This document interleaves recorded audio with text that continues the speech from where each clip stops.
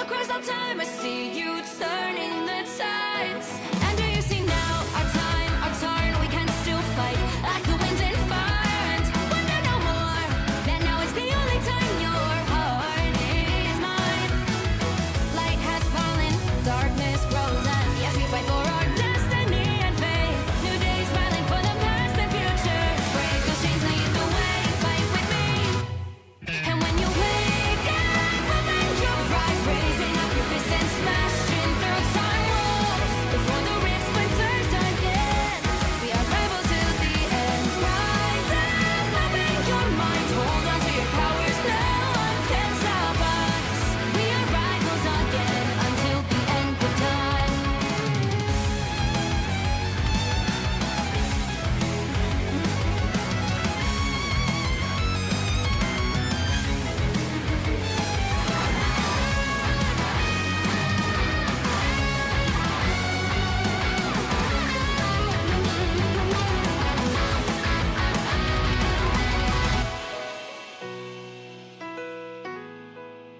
Show me that you are still the only one that matters for me. I'll be waiting for you. Wait up, open your hands, holding on to your heart. Look inside you.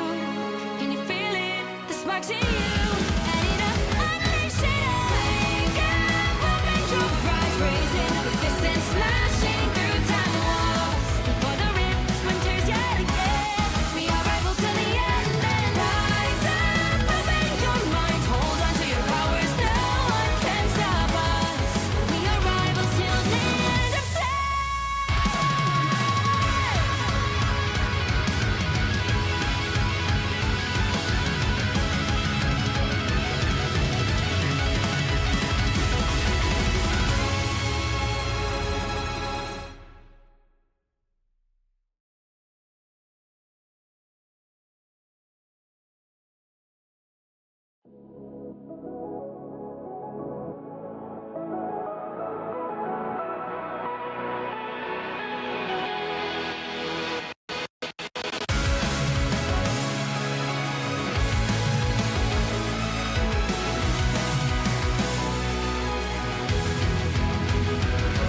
Remember the dusk, the lights gripping tightly, trapping all those fighting souls. But yet, across the world, I see you standing in my way. And remember the time, the place we used to fight, like the sun and moon. And I wonder if ever there was a time that we were friends. The night has fallen, shadows looming, and yes, that time has come for me to seek you out. We are set now for our last reunion. Break the chains, find your way, come fight me. Do you remember who you really are? Show me that you are still the only one for me. I'll be waiting for you. Wake up, open your eyes, raising up your fists and smashing through time walls. Before the rift splinters again, we are rebels till the end. Rise up, open your mind, hold on to your powers, no one can stop us. We are rivals till the end of time. We will clash, no matter where. We will fight, reaching across time and space. 'Cause you are my destiny to the end.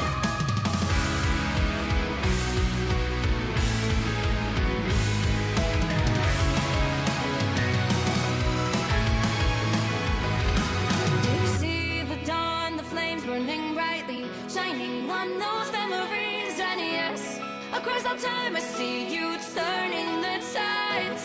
And do you see now our time, our turn? We can still fight like the wind and fire. And wonder no more that now is the only time your heart is mine.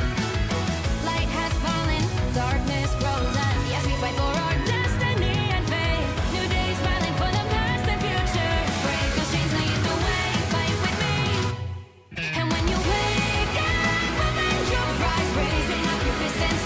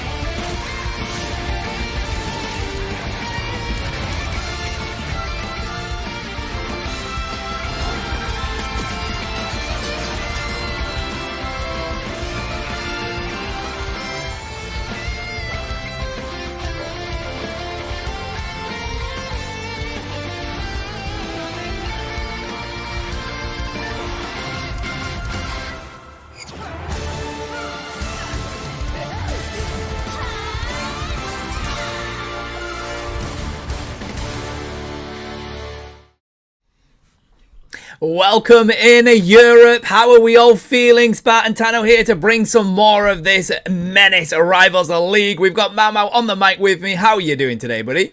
I'm doing pretty good, Spartan. I'm pretty excited. I mean, if you guys have been here the last 2 days, you probably recognize who we are. You probably recognize our voices. But if anything, you know, you also recognize that we recognize this league pretty damn well, because we've been here again 3 times in a row now. Pretty excited for these games today and for the final games, essentially.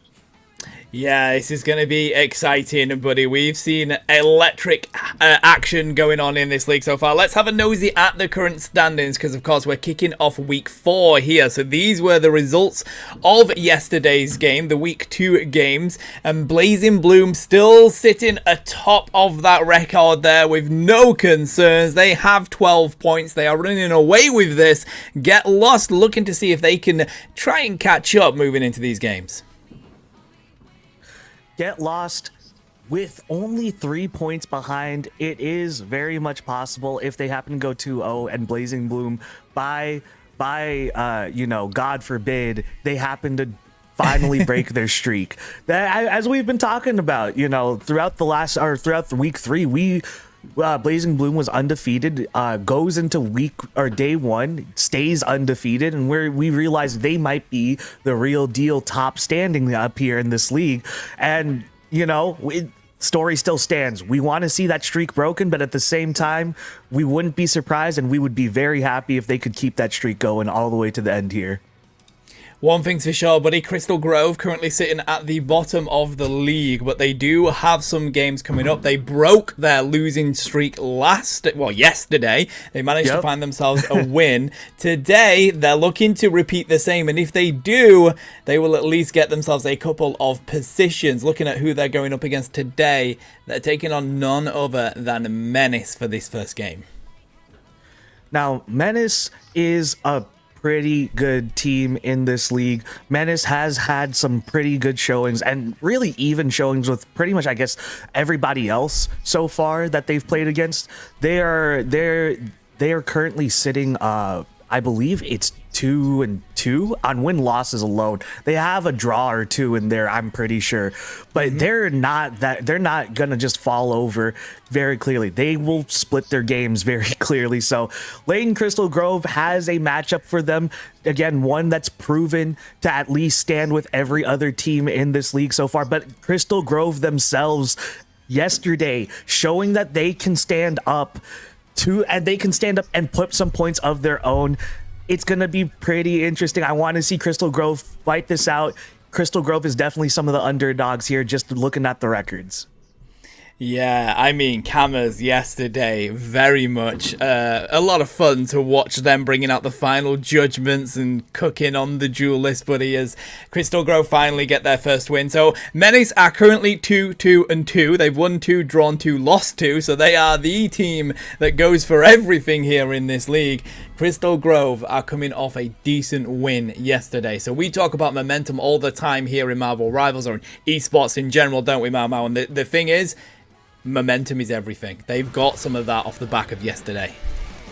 Yeah, and that's true. And that's great. That's the other thing. The other side of the momentum, that to swing it into their favor, is they broke that, you know, the losing streak. So that's bad momentum in itself. Gets broken. Now you're reset. Now you have a win going into the next one. Not only did you get the win, you got it on the second round. So now you're going into this week with a win. And as you said, that is very huge, not only on the mental, but also just how it feels. How it feels. I don't know if you still consider that mental, but how the game feels is just sometimes really just emotional and not something you think too hard about. You know what I mean?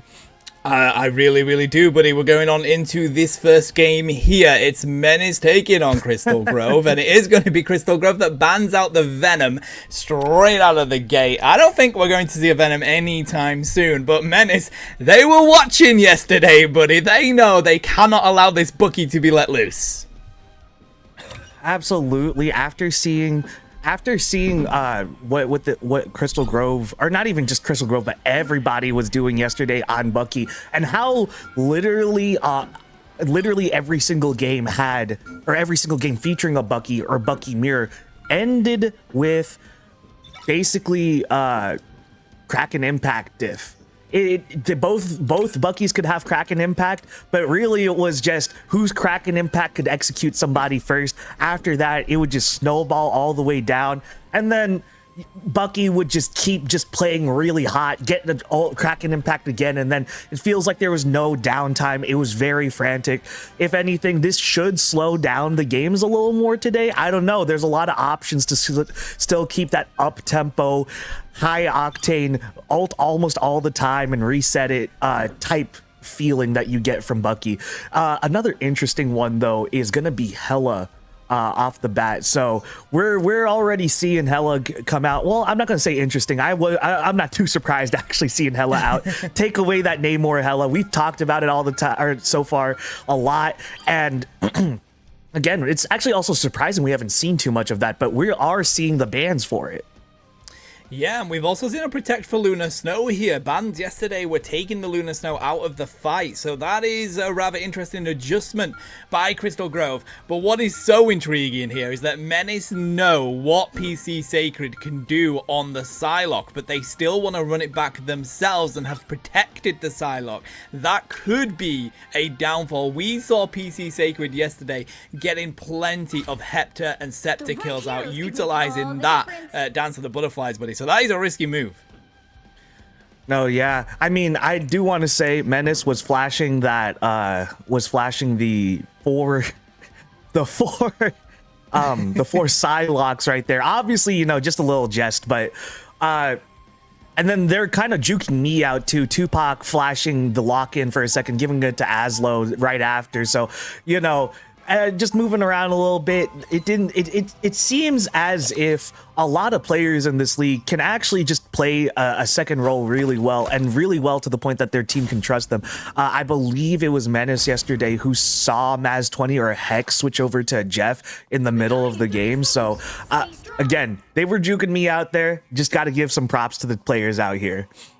No, you're absolutely right. Realistically, if you want to get far in this game as an esports, if you want to be a pro player, you have to have more to bring to the team than just your set role. You've got to be able to off-roll on at least a couple of heroes, and we see it coming out with these two teams, and I think that's really important. You bring up a very important point there, buddy, and it's nice to see these teams being able to use that and show us that capability, because that is really what big teams are going to be looking for.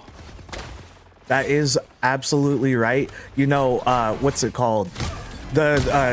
At least at the pro level in any sport, traditional or esports, what you are looking for is not only execution and skills, but you're also looking for versatility. And again, yeah, that is very huge in here. As we start out here, though, Bazzy's going to take out Nintendo in that mirror matchup. Literally, the diamonds shining right back into Nintendo. Unfortunately, going to have to get taken out. Cameras is slowly getting whittled down, is actually going to get that heal and push off leads. I apologize. Laying Crystal Grove right back into their spawn, and they're gonna have to just sit here again at this first corner. It's really tough to just get past. A lot of pressure can just be applied in general from the defensive side. No, there absolutely is. It's definitely difficult to push it. It's another one of those objectives on Convergence where it's so easier to defend it than it is to attack it, unless you push a little bit too far up. Now, Tupac not to be concerned about. They've got plenty of dashes to get back, but Cameras has found Bazzy, and that's going to be huge here because, look, their falling strategists are going down one by one as PC Sacred has managed to come from the flank, and we see it's Jeff getting pulled out as Tupac tries to see if they can find the Shark, but they're not able to, and the Caps are going to come through now. Mau. That's 33, looking for 66 as PC Sacred chases down Hex. They have managed to hold it though. Portal is going to work here for Menace. Yeah, they're going to be able to come through that portal. That portal is usually really risky because sometimes, or whenever you have the team that is just absolutely prepared for it, they turn, they get their strange on it, and now all of a sudden you can't go through it. Menace doing a good job of at least getting through, but it's not going to work in their favor. 3 just falling down pretty quickly, and they're just going to have to lose and take the next corner. Alrighty, objective locked in now as leads are going to continue to go on through. Now this is where Menace have to play this smartly, because these are going to continue to push up and try to hold them back at that room to allow all of this movement to come through. You've got to stop that. You can't allow them to play so far up, and I like this from Azlax as they're looking to see if they can find the KOs, but the dance of the butterflies from PC Sacred finds Hex, gets 2 back. Bez is going to fall from Zer, and that is why you cannot allow PC Sacred on that Psylocke now. Absolutely, PGC Sacred showing us how to dance, showing us a little 1-2 step with the butterflies, and just every time that they used it, we talked about this yesterday too. Every time that PC Sacred has used their ult, it's not only just for kills, it's always so very impactful in one way or another. But this time, getting those elims, and Rice Juice is gonna take one out with the little stream, providing a little help right there. But Aslo with a dance of the butterflies of their own. As I like to say on the Lunas, the dance floor has opened up for the both of them. And there's a little meal. Doesn't like it, spits it out into the void. Oh my goodness. Menace is just... Oh, I take that back. Menace is actually going to put up a good fight. Lane Crystal Grove is going to lose 3, and they're just going to have to reset right here. Rice Juice with a almost questionable ult there, but... Who knows? Who cares? They still have 3 ults up on the board. The Ulticon looks good for them. Mate, I can hear it in the voice chat right now. I can feel them saying, I'm going to go itch Jeff him. I'm going to get him. Like, no, don't worry. We've KO'd him anyway. And then he's just sat there like, oh, okay, well, I've done it now. They find the KO into PC Sacred here. Azlal's going to get the benefit of that, looking to see if they can dive down here for the flank. They don't have Dance of the Butterflies ready to go. They have to go on the retreat, but they find KOs anyway. Azlar and Hex. Oh, buddy, they've just wiped out leads here. I want to bring huge attention to Rice Juice there, who's put in so much work on that Jeff. That is exactly what you want out of the Jeff there, where they just sit behind, not only just healing in that Psionic Seduction, but adding to that DOT, or that essentially kind of DOT type damage where you're just in that beam, right? Or in that Psionic Seduction AoE, and then you're taking damage, ticking. Now there's a Jeff beam on you, and then now you also have DPS is finally realizing, oh, they're focusing on these guys. Just excellent work to clean up right here. But right here, there's a final judgment from Karmaz. Karmaz is gonna go crazy with 2. Zer's gonna finish one off on Maz 20. That's the healers for Menace, and with Rice Juice being the sole survivor and just gonna have to swim away. Oh, baby, a triple there for Kamaz. What's interesting is that the Meteor M came straight out, but they blow all that damage into it just to make sure it doesn't land. Dance of the Butterflies is going to be stopped here as well with the fate of both worlds. X is going to pop their own, but they get answered with, buddy. They do get taken down by Kamaz's own shotgun. Scalicious is going to find 2-pack here as Lees are managing to put up a decent haul, but Rice Juice with the sacrifice finds a triple.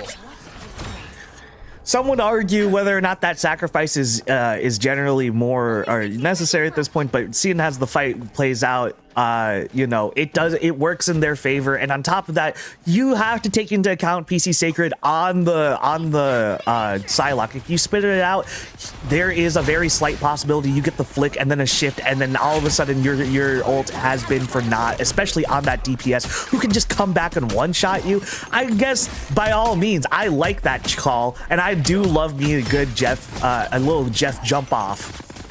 Yeah, me too. I mean, the most embarrassing thing to happen to you as a Jeff player is to do that, spit them out, and then they just get back up and KO you. So I respect it from Rice Juice. They don't want to see anything embarrassing, as we do see Nintendo popping out the Psionic Seduction here, manages to get control on 2. Meteor M is going to blast down here as well. They find Kamaz, buddy. It's Jeff is going to come through here from short as they try and see if they can pick up the rest of Menace, but a brilliant hold there as Aslar finds the KO onto them, and now they're looking for more with the Psylocke here, goes for the flank, and looks like they're going to find Nintendo despite the diamond form being here, and it is a cleanup by Menace. Aslo popping off there, just doing everything they can to get that cleanup.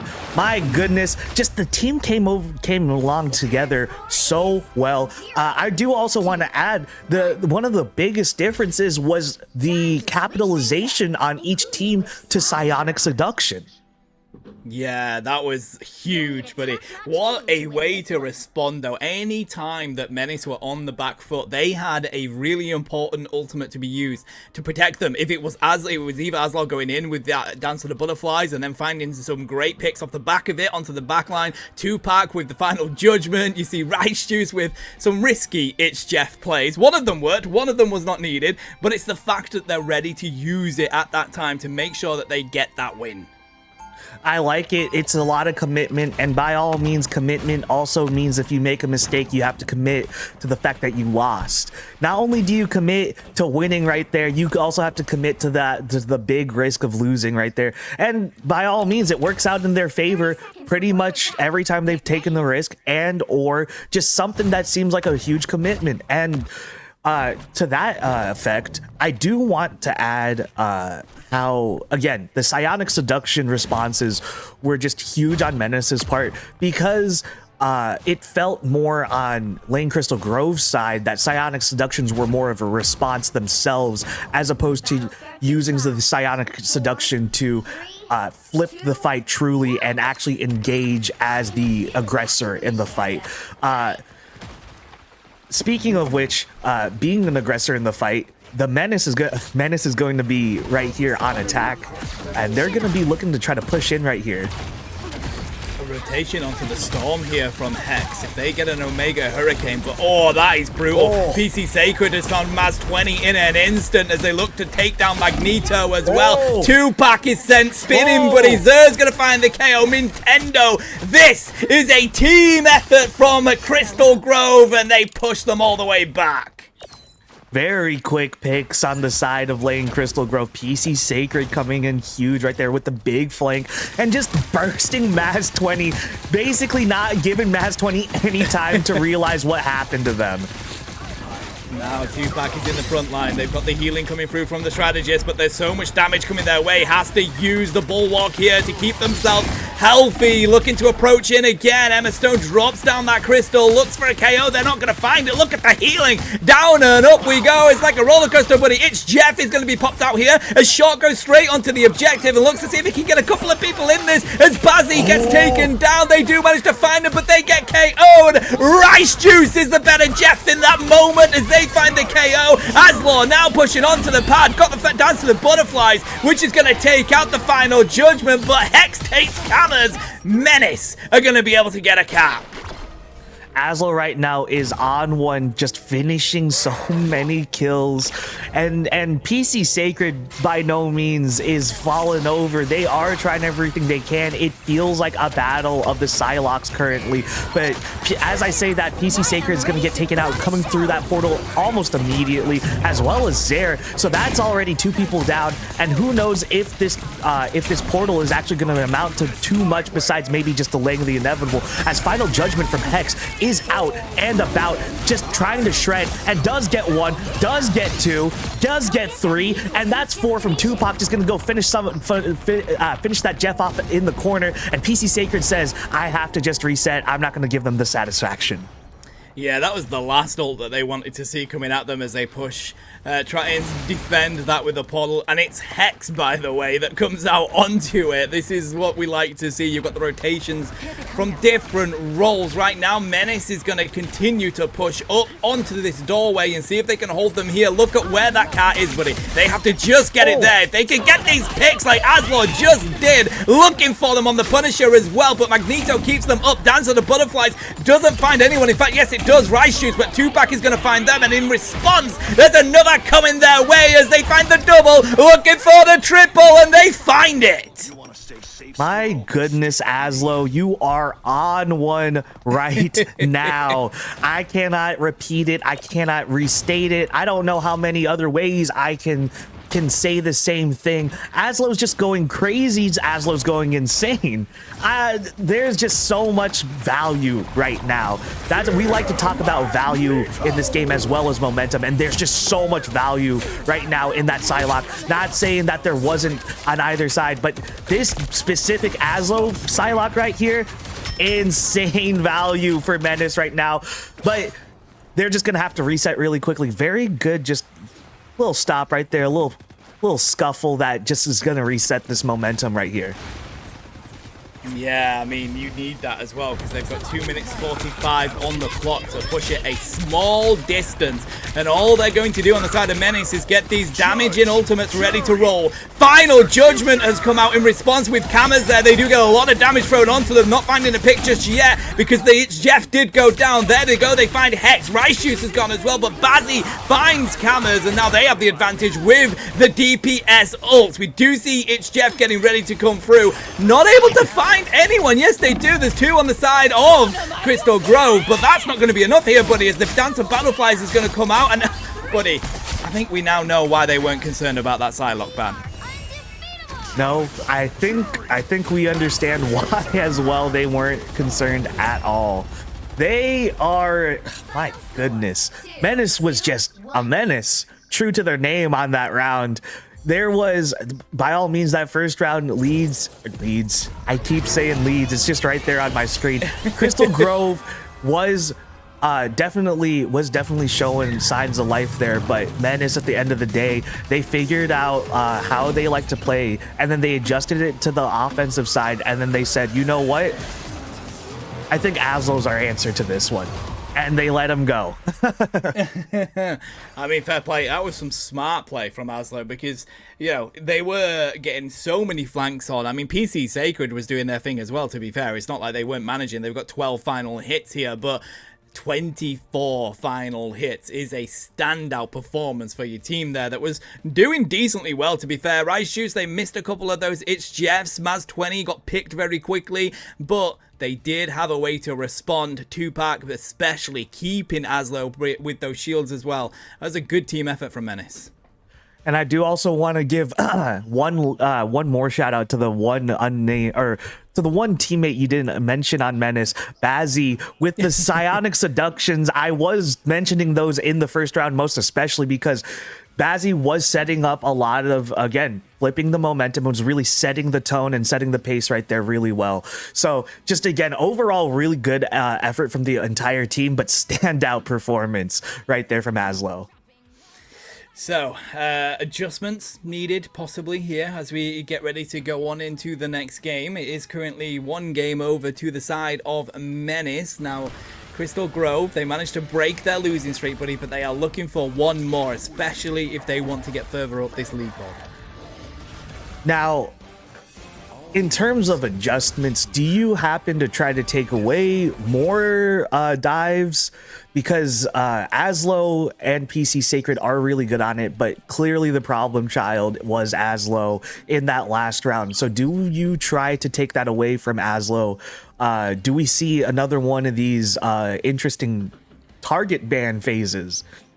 Or do we just play our game normally, not try to take away the Psylocke from PC Sacred, and then just make adjustments elsewhere? What do you think is the move here, Spart? Well, I think Menace do not need to be concerned about the Psylocke, because whilst PC Sacred is a very good player, you have Aslo that's, you know, comparable here, and you're going to be comfortable with that. So I think Menace, they're going to stick to their guns here. They're going to pretty much do what they just did. Crystal Grove needs to have a little bit of a think about what they want to do, because do they have anything else that will work at getting into those backlines right now? I think that's what they need to have a think about, because they are prepared for PC Sacred on that Psylocke.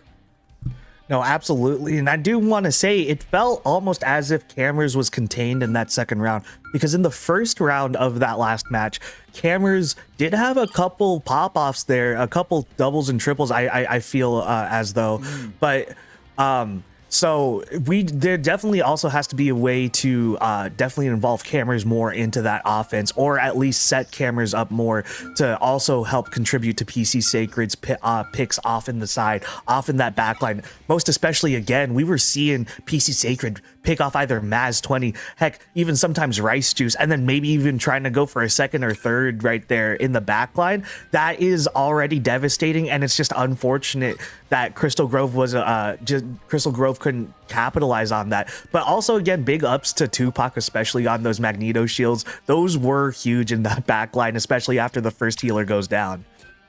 Oh, 100%, and that's why Menace is going to protect the Magneto here again, because it is pretty much a saving grace. Not only does Magneto have what we call the ultimate, it's like the anti-ultimate, does Magneto have. So, not only do you need that, but of course you do have the shields that are very good at protecting your teammate when they are very weak. So, that is like a core Vanguard that I think will continue to be a must-pick in a lot of these games.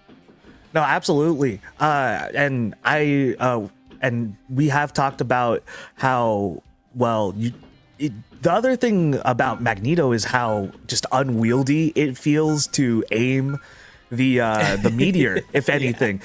Yeah. It is a core tank, and by all means, I do like to think that he is generally one of the easier tanks to pick up. But again, that ultimate is incredibly difficult to be consistently accurate with. Most especially if you have a cloak and dagger dashing around and you realize you popped your meteor a little too early. Now you're on the clock and you're like, I need to aim this properly and like one shot them. We can't have this like floor full of like of cloak's darkness and daggers like healing. We can't do this right now. No, it's exactly that. You've got to find the right time to actually use the ult, and then you've got to target and make sure that you land it on time, because you also have to use it quick enough, buddy, because you can't allow that to get so much damage that it explodes. It gets otherwise popped, it's completely pointless. You know what I mean? And there's plenty of damage dealers in these games. We've already seen a lot of the Punisher coming out. We see it in this game already. We've got the Psylocke there as well, so you really do have to be quick with that, and it looks like Menace are looking for a rather good stall comp here. They've now moved on to the triple strategist. Yeah, and it seems as if Goats is a little bit popular on this map, especially on that first point. And as you've said multiple times actually since we've seen this map, yeah, Goats is a really strong, it's really tanky, it's gonna be really hard to shred through, and they can just have that presence and just sit right here, right at the front of the right in the front of the attacker's spawn. Anytime that you can waste off the clock here is great for your team. There is 4 minutes on it, and you want to hold them here for at least a couple of minutes. Crystal Grove, though, looking to just be quick with this, diving straight onto the backline. Gru has been backed all the way up around the corner. The heals are going to come through, but Jeff isn't enough, but a 2-pack falls, and Crystal Grove have already broke through the wall of Menace.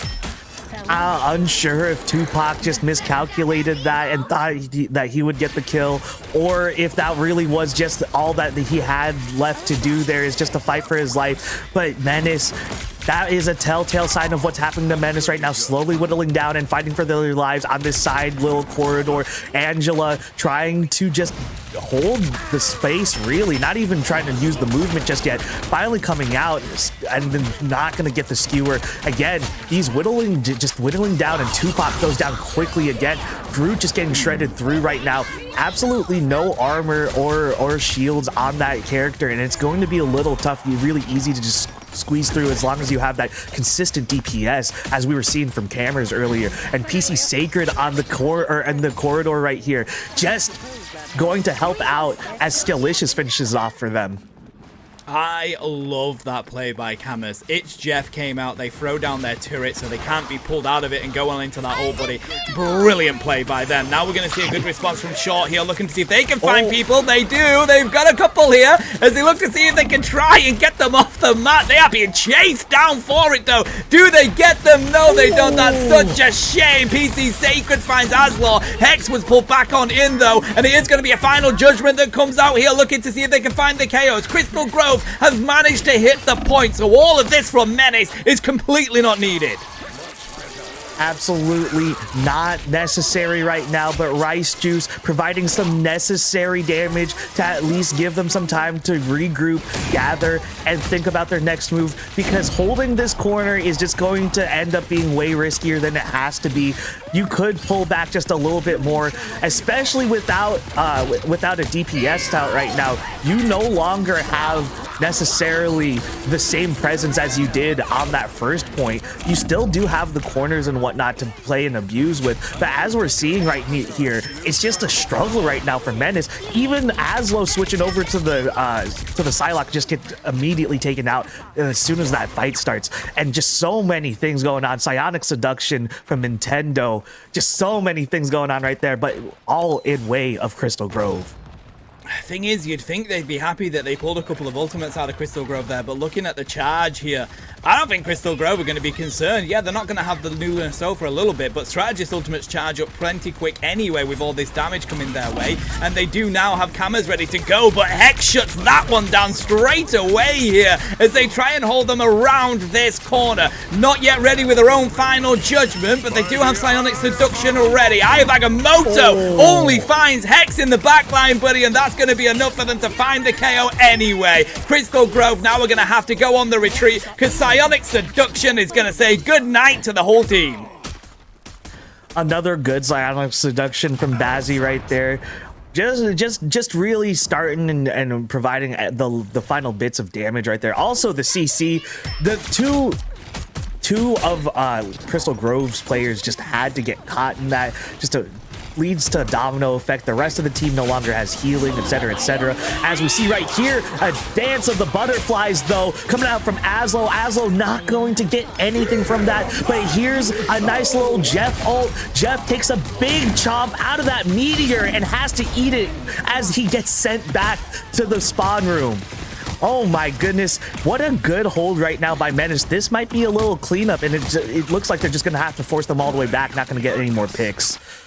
Yeah, that's smart play, and now they do have 2 minutes on the clock on the side of Crystal Grove. Menace doing everything they can just to hold them at this corner. You got to let them out the spawn room a little bit because they could just sit in there with that line of sight and drop the damage onto you. So you've got to be wary of that healing difference right now. So I like this approach from Menace. Hold this corner and hold it strong, but Crystal Grove have got plenty of ultimates ready to go. It's Jeff is going to be pulled on out here, looking like they were going to find a few. Dance of the Butterflies from Pacey Sacred, though, finds a KO. So does Cameras and Nintendo. Gets a double as Menace look to fall one by one. My goodness, Crystal Grove just taking some momentum right now. They did come to a halt halfway through this point as Menace did come up with a few good stops, but Crystal Grove undeterred currently, looking for this final point. Cameras with the final judgment, but Hex responding in kind with their own. Hex's final judgment is still up, looking for a kill, looking for Nintendo right now as Cameras is already down. There's nobody to contest Hex. Hex really wants this, and it's not going to happen for now, but the Dance of the Butterflies from Aslo is going to answer and be the solution that Menace was looking for in this question of a fight.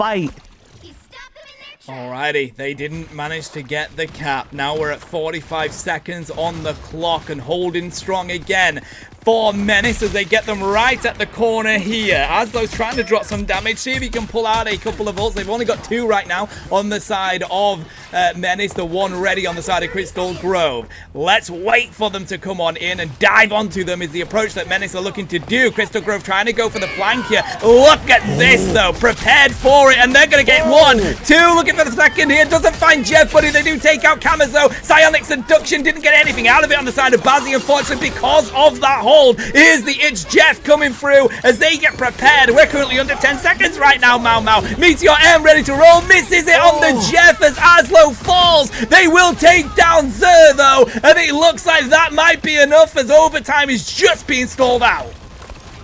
My goodness, huge stuff from Menace right there. Crystal Grove was trying to come onto the attack right there. Nintendo pulling up the Psionic Seduction, and there was PC Sacred in the back, but unfortunately not going to get anything from Menace, and Menace just responds in kind and is continuing to hold out right now. The walls have been put up, the war of attrition has started, and all of the remaining, every single remaining resource is being expended right now. There is the Dance of the Butterflies. That's going to get two. Aslo setting up Menace for a 3K right there. Maz 20 is down, but Menace may or may not need that. Menace is going to take out Crystal Grove for a decent stop halfway through. 3/4? Halfway. 3/4 through that second point. Yeah, that was very decent by Menace. So now Crystal Grove have to throw everything at this defense. They really need to try and hold them at this first spawn as long as they possibly can. If you can get them at least down to overtime, you have the advantage. But that is going to take a lot of work from Crystal Grove. Crystal Grove, by all means, both times have put out decent they both times they put out decent pushes, but it just wasn't on the same level as Menace's.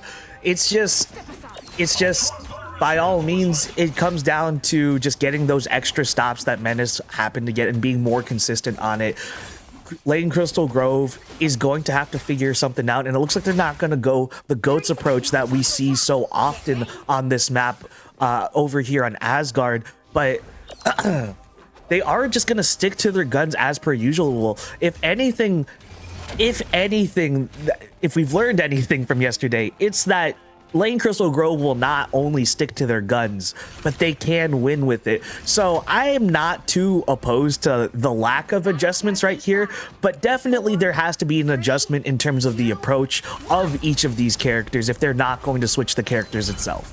Yeah, definitely. Right now, though, the gates are open. Crystal Grove are holding back at the corner, giving Menace the space already, as Aslow's going to dive straight on in here with the Daredevil. They know exactly where everyone is, thanks to that passive. Not able to hide from that, but right now, Righteous is in the air here on the side of this Ultron. I like this approach from Menace right now. They've got plenty of heals and a good flank from Aslow, buddy, as he looks to see if he can find this Punisher, but can't. The shields are too strong, and Camus comes out on top.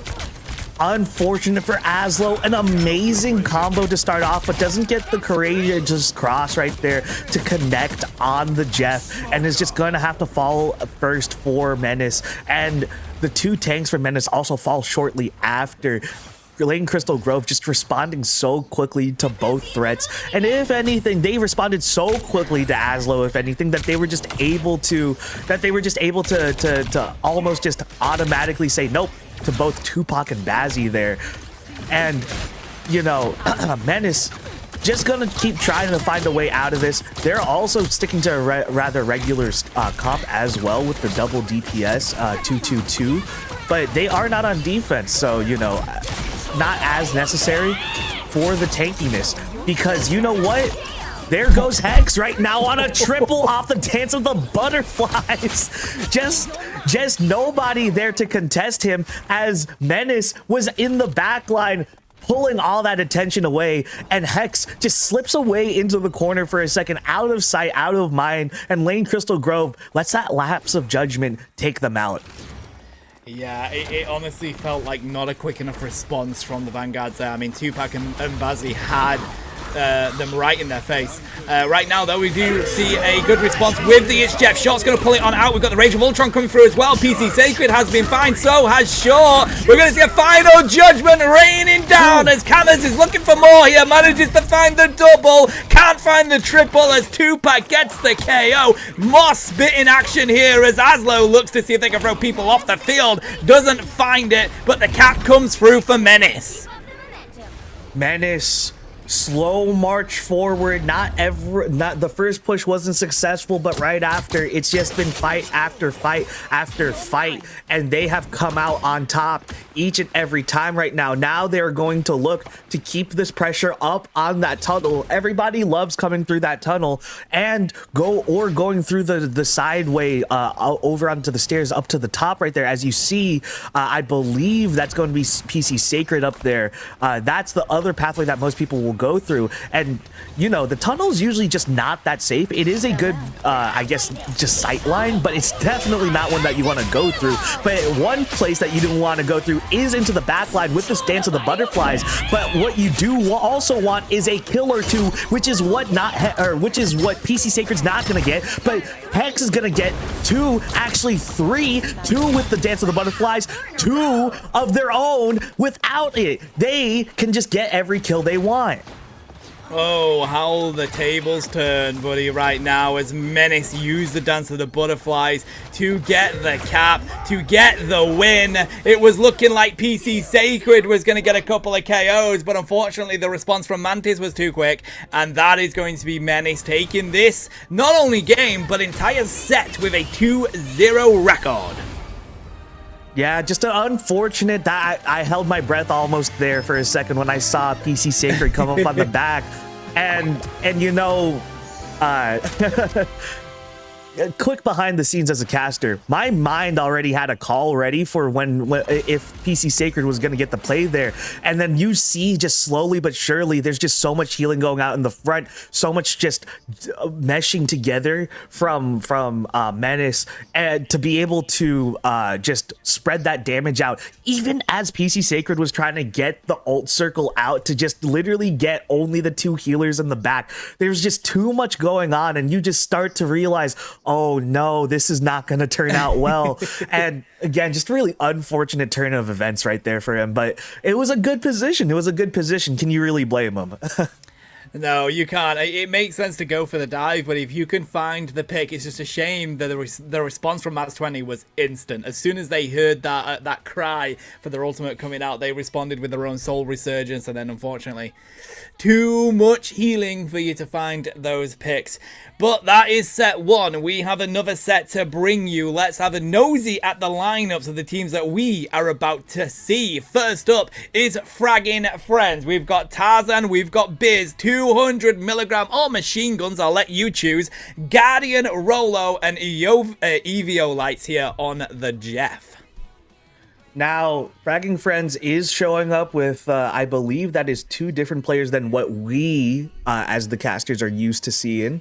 But we do happily welcome back Tarzan, Biz, 200 milligrams, and Guardian, but Rolo and Evio lights. Very exciting to see how differently they play compared to their other players that are usually in there for them, as well as you know, how that changes the comps overall. Maybe we'll see 200 milligrams on strategist or tank. Who knows?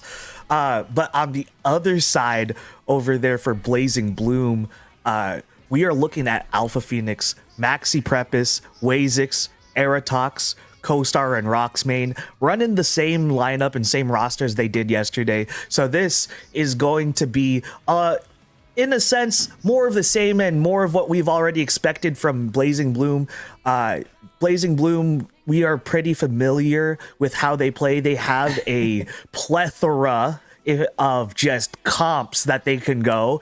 They do love showing me, and it's so clearly for me, right? Like, it's so they heard I was gonna cast here, and they were like, we have to get this comp out. They love that Penny Angela, and I mean, they also just love that Angela in general. Like, Alpha Phoenix, really good Angela, really good space creator on that Angela. So they don't need the Penny, but whenever that Penny Angela comes out, it's one of those almost too unorthodox things that horseshoes back around to being, wow, this is really, really effective.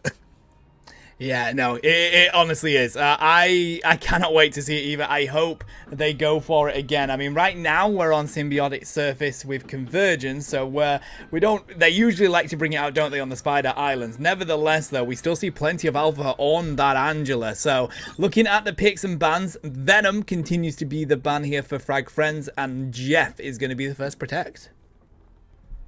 Yeah, Jeff being the first protect is I mean, I said it before, it's interesting. It's interesting when I see it as a protect, mainly because it's not, I don't know, I feel as if strategists are currently in a spot where there are a lot of decent options. Obviously there are the strongest options in Jeff, or stronger options in Jeff and Rocket, obviously, with all that util as well as healing. But we're just, I feel as if we're in a spot right now where there's just so many strategists that can really just get the job done. And as I say that, one of the strategists that does get the job done, and we do see a lot of in this league, is Invisible Woman gonna get banned.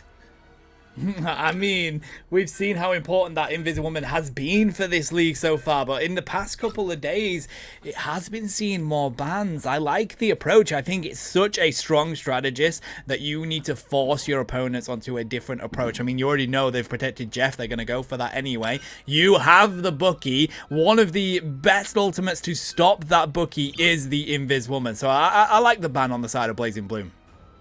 No, absolutely. I mean, the other thing about Invisible Wall is another thing about Invisible Wall is it comes out away from her, basically. Yeah. A lot of strategist ults, I believe every strategist ult besides CYA, all emanate from the user, right? From the hero.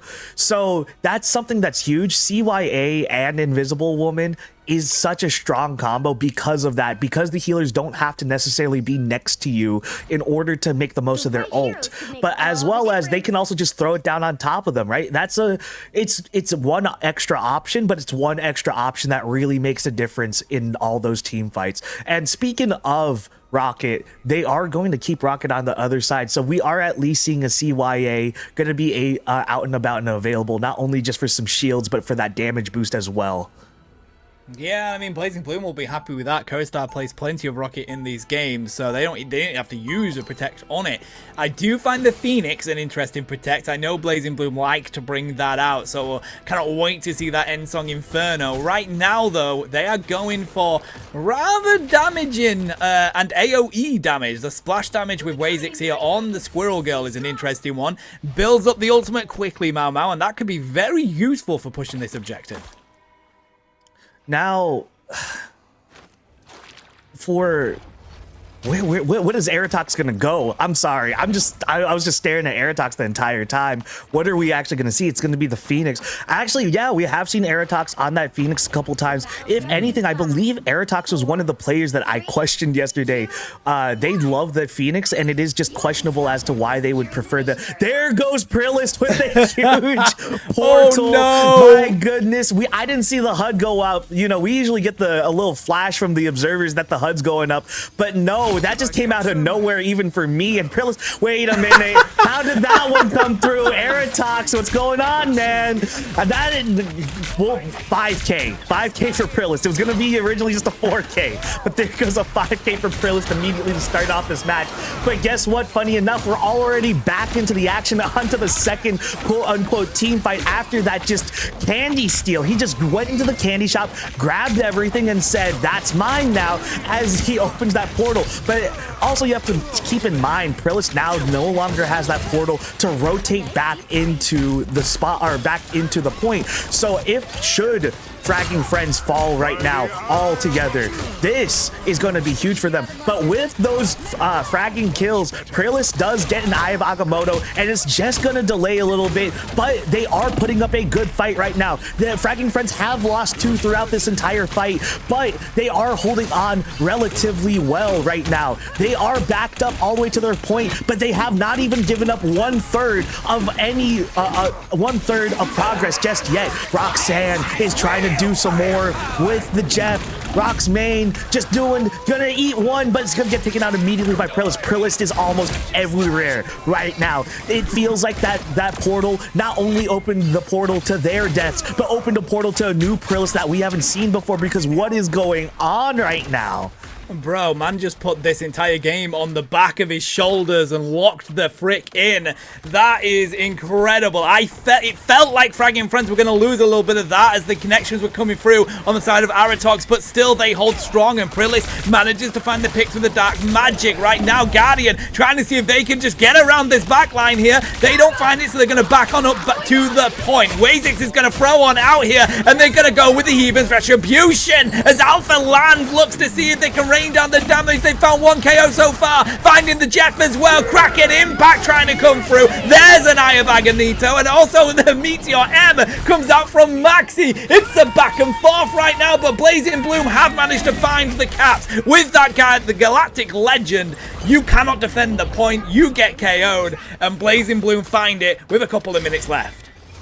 Amazing stuff from Blazing Bloom, losing the first fight, but then immediately coming back and then adjusting very quickly to I mean, to everything Fracking Friends was doing, but most especially that Prilist focus right there. Again, we were just talking about how Prilist really put them on their back, and it looked, after that first hold, I thought that we were going to be there for maybe a couple more team fights, but no, Blazing Bloom doing an excellent job to find the necessary picks as Aerotox gets one right now, is going to look for maybe a pop on the passive, is not going to get one, actually gets the pop, but thank God for EVO lights on that Jeff, just spitting all over Prilist as just not unable to get any kills for Aerotox, and Blazing Bloom slowly going down 1, 2, 3, 4 to Tarzan. Tarzan has the Kraken Impact but doesn't need to use it. Kraken Impact, we can see this is the timing we were talking about. We can see 7 kills right now from Tarzan, all on Kraken Impact. If he were to use it, just space out just a decent amount right now. There goes 1 kill, doesn't need the Kraken Impact still. Tarzan putting in some work right now, just gonna hold on to the spawn point right now against Blazing Bloom. Mate, this character is absolutely ridiculous, especially with Tarzan on it. Look at the amount of damage they've just thrown down. Blazing Bloom have had to go for the high ground here because Tarzan was obliterating them as they came out the spawn room. Ayabagamoto's going to come through here, manages to find 2. Co-Star's going to use the Fate of Both Worlds to keep them strong. Ensong Inferno goes on in, paired with Wesix's damage, and they've just blown up the line of Fragging Friends as they're back on the payload. That's a huge combo right there from Blazing Bloom. As you said, Wazix and Aerotox combining just to absolutely pop them. There's no healing, and I doubt that there's an ult out there beyond maybe Luna's that could just stop that. But even then, you get hit by both of them at the same exact time. You are taking so much damage, you are definitely going to get one shot. And, oh my goodness, Prilist, though, coming back, showing that Fragging Friends is not out of this fight and not away, and not willing to give up this second point right now, or this first point, really, as Fragging Friends takes 1 and takes 2 on Blazing Bloom. Blazing Bloom losing 1 healer, and they're not going to be sitting very pretty, but they do have CYA on the side of Fragging Friends, which should clean them up pretty quickly, and it does. EVO Lights and Rolo picking up some kills right there themselves. And it looks like that's just going to be a huge push back. Those 2-3 elims is exactly what Fragging Friends needed in order to just push them back. And here we are right back to the beginning. Blazing Bloom needing to find an answer to all the questions being posed right now. This is such a back and forth game, and I think this is unusual for Blazing Bloom. They're not used to being pushed this far in games, but they have an undefeated record. But right now, Fragging Friends, they've got them to under a minute on the payload. They've not managed to find the second cap yet. Now they're going to hold them at this room, but look at the charge coming up on these ultimates. That's what Blazing Bloom is waiting for. Gotta be wary of Tarzan's Kraken Impact as that rains on through, but Wesix finds 2, and they do get the BRB bringing back Tarzan. There's an Ayabagamoto from Police again, looking to see if they can get the stuns. Doesn't get anything out of it, and now Wazix is ready to rain down destruction from above. My goodness, that was it was almost a very scary situation for Blazing Bloom, because Tarzan, you hear the voice line go out and you think immediately, well, now we have to bodyguard this one person with the execute mark on them.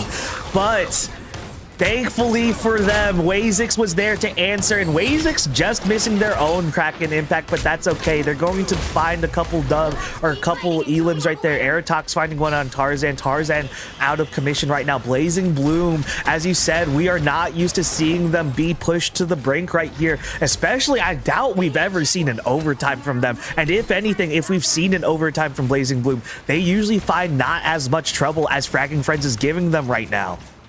Yeah, minute 20 now to push this, the final section, which is not an easy task with the spawn room being right there. We do have ultimates ready to go, but they have managed to find the rocket. The Seer will not give them the damage boost they're looking for, as they do get some clean KOs now, picking off Fragging Friends one by one, looking for the stalls. That is going to be ever so important as they get close to this corner.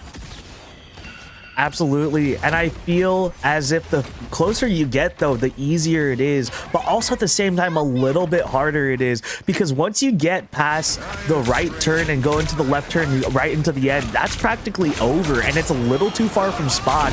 But then whenever you're right here where the cart currently is, you can just go straight from spawn, cut through the little hill, and then get right over it. As we see, though, Blazing Bloom is going to have to start and find their kills, but it's gonna be all for naught right now, as an Eye of Agamotto from Prillis. Prillis again, just seemingly everywhere and making an impact for fragging friends. As I say that, the meteoric impacts from Blizz onto Blazing Bloom, and they're just getting pushed back. But all this again, all that momentum from that fight starts with Prillis and the Eye of Agamotto just discombobulating Blazing Bloom.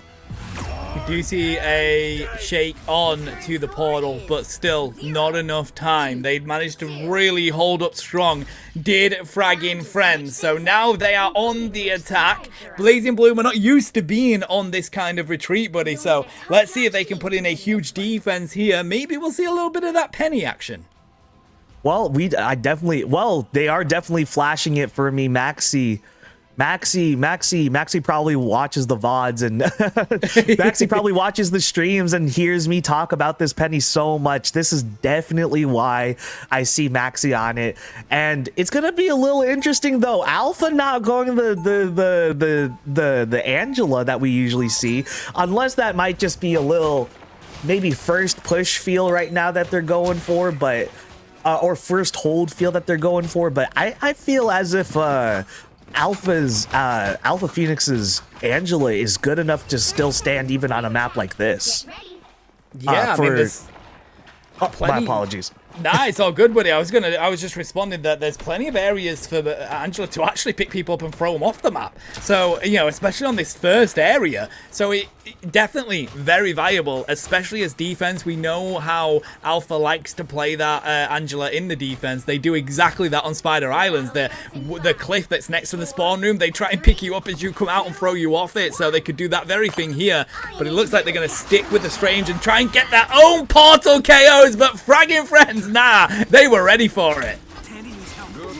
Now, as Alpha was on that Strange, as I did ask, maybe this is a first hold type beat. No, it was definitely just a very petty I want to get this on y'all because y'all tried that on me.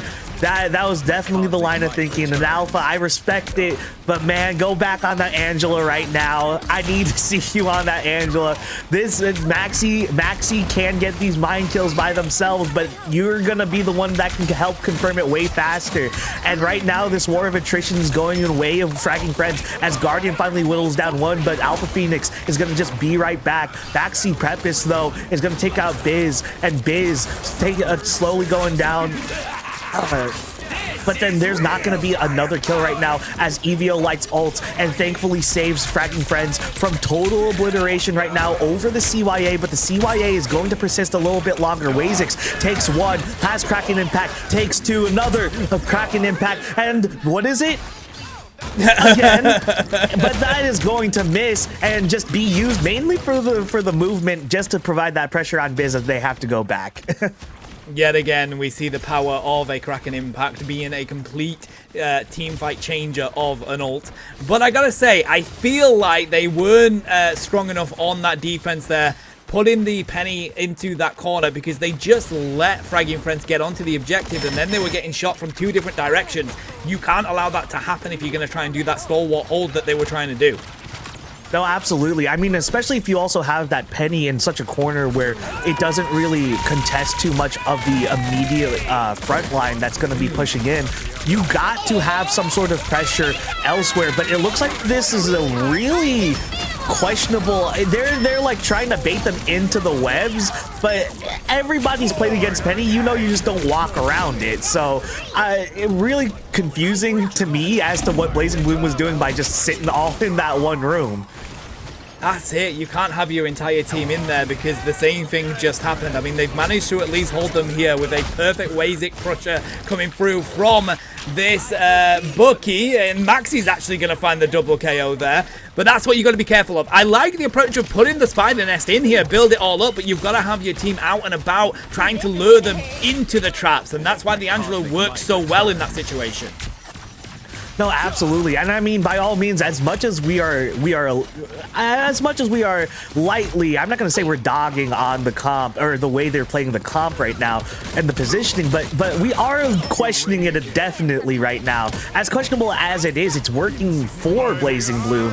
And, you know, and by all means, as you said, Wazix just putting amazing damage out there to make it work. But again, yeah, it's just super questionable. CYA is going to come out, and there's also Fate of Both Worlds. But then Tarzan, not just going to get healed, thankfully. But Aerotox taking out Eviolites, Wazix on Krillis, and Fragging Friends just unable to break this wall right now. 2/3 held, and they just need one more good push, and it's going to be theirs. But they only have 30 seconds left on the clock. Aerotox answering to the call right now, just going to take one out. And again, 25 seconds left. Fragging Friends, they are literally on the clock right now. This is it for them on this round.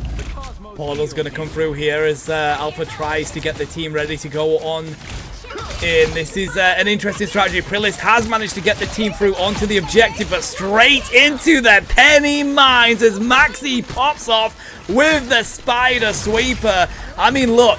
There's a reason Blazing Bloom are still undefeated. Right now, they're throwing everything at them. Guardian tries the Galactic Legend, gets sent back to the spawn room. Here comes the Kraken Impact again and again as Razik dies on through. We do have a huge Eye of Agamotto, but nobody here to back them up as Wazix will just clean up the rest of Fragging Friends. And that is a massive stalwart of a hold for Blazing Bloom.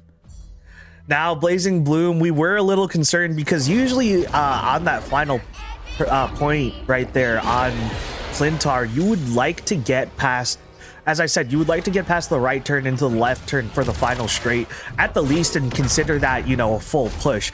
They did get pretty much a full push still by getting it pretty much right up there anyways, just a few turns right before. So that's maybe what, 20-30 meters less, but regardless, they did get passed into the second point. So there was a chance for Fragging Friends, but that's only if they were able to get past that first point. And Blazing Bloom, just excellent defense to keep them out, only containing them to 2/3 of the full cap. Yeah, and I gotta say, I mean, I love the Penny Packer plays that Blazing Bloom use, and I love the fact that we're now seeing it on different maps. So you gotta give him a good shout out, buddy, because we were doubting it. I feel like I understand the pull on the Bucky. I understand trying to get different disruptions in with the different heroes to get them into the mines. I just think that we're used to seeing it work better with the Angela because they get more picks that we see. But nevertheless, I love Blazing Bloom sticking with their plan because you know the Penny's there, but you're like, okay, there's no Angela, we don't have to worry about that. But then all of a sudden you're like, oh, wait a minute, there is heroes on here that are going to disrupt us and pull us in, and we can get hit by these mines. So I like the different strategies that Blazing Bloom are using with that and being able to come out on top, because no matter what we were saying, buddy, they held strong there. No, absolutely. Again, we were questioning that room placement with the Penny for quite a bit, but each time that Fragging Friends tried, and each time that every time that Fragging Friends got a pick inside that room, to me, I felt as if that was going to be momentum shifted in Fragging Friends' way. And then that's also why I felt, or that's also why we saw them take those first few thirds, right? The first 2/3 of the point, because they were able to get those picks and then convert it into something.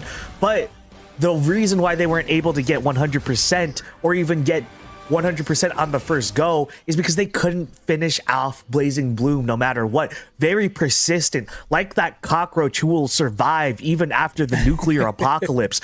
Blazing Bloom is there. The snail who will forever chase you. They persist, and they are there. Just amazing stuff from Blazing Bloom, as per usual. I don't know what else to say. Blazing Bloom has been an amazing team so far, and they are undefeated for a reason.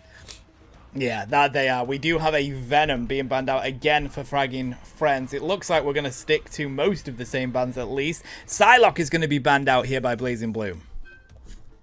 Yeah. Psylocke, already out. A little interesting because to me, I don't necessarily associate either of these teams with a strong Psylocke the same way we do with PC Sacred or even Aslo, but mainly PC Sacred as a Psylocke main really, right? So it's interesting because from what we do know of these two teams, especially Blazing Bloom, there's so much versatility. They're clearly not worried about their DPSs losing out on Psylocke, but for Fragging Friends, what exactly does that take away from them, really? Yeah, that's it, isn't it? Mantis is going to be protected here by Blazing Bloom and Lunar Snow for Fragging Friends. So plenty of strategists here as the Invis is going to continue to be banned out. So I think from... Oh, the Angelo ban, buddy. That's so interesting. We're on Burning T'Challa domination here, and we have seen Blazing Bloom use it in those situations on this map.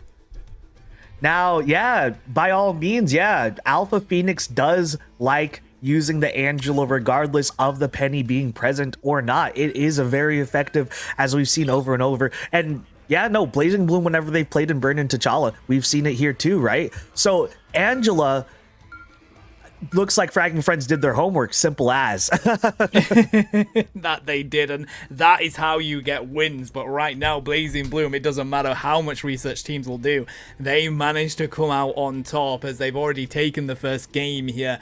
They look like they want to continue their 100% record as they ban out Storm and protect the Winter Soldier. Wesix is getting ready to rain down damage from above. Oh my goodness. I feel as if at this point any protect on Bucky is targeted to us for how much we talked about it yesterday. I don't know, man. I feel like we didn't see as many protects on Bucky before, but like it's just confirmation bias now. Blazing Bloom, they know just as well as the rest of this league does, that Kraken impact will change your life, literally. It does. It really, really does. In fact, it ends plenty of them as we get on into these games. Now, looking at the setup, Prilist is on that Spider, but is it going to be the plan to stick with it? Because Aerotox is also on the Spider-Man. I feel like this is just going to be quick rotations to see what's going on the attack side. Or maybe it's just the fact that you can see each other in these spawn rooms, buddy, so you don't want to give away too much. No, yeah, true. Maybe Prillis is just being a little cheeky, flashing the penny after seeing Blazing Bloom show it off a little bit. So maybe trying to be a little cheeky, call out Maxi for it really quick. But if this does persist into the later parts of this round, beyond maybe just scouting and being a little cheeky, who knows? But right now, it looks like Fragging Friends is going to go without Prilist. I do not see a penny out there as, yeah, Prillis does switch over to the Emma Frost. And Blazing Bloom is just going to hold on to the attacking site for just to hold on to the site and get set up really well right now. As Biz gets caught in the middle of all that, the floor breaks underneath him and he's just going to fall to his death quite literally, but not into the abyss. It's just straight into the enemy team. Alpha Phoenix and Maxi just going to work right now, trying to run down Fragging Friends. Fragging Friends, unfortunately, just one step too late. Biz going down, setting this domino effect of Fragging Friends. Oh, Blazing Bloom, you sly foxes. They've managed to get the combo out here, buddy. You've got the Namor, you've got the Hela. It snuck through, and that is a perfect team up for domination. You are always grouped up in one location. Aerotox is looking to cook here as they prepare the Horn of Proteus. That charge is coming through so quickly right now. Guardians had to respond as well with Tarzan being on that combo themselves. But Blazing Bloom are just trying to hold them in this tunnel. The strategists are well far back, providing that healing, whilst all this damage is going to rain on down. Fragging Friends, just none able to push through right now. Looking for something right now with EVO lights, or I believe, my fault, that's Rock's main, trying to actually keep Fragging Friends from doing anything. Gets 3, but gets taken out immediately. Tarzan also falling for Fragging Friends. 1 down on each side, but 2 healers for Blazing Bloom. Who knows how this goes? EVO lights actually goes down. Fragging Friends without a healer as well. Now, Fragging Friends and Aerotox Fragging Friends and Aerotox right now in a 1v1. Guardian is actually going to get one, and there's just so many of these Namor turrets everywhere now. It's really hard. I have to admit, not only as a caster but as a player, it's really hard to keep track of, is this invincible turret mine or theirs? I don't care if there's a red highlight over it, it's still really hard.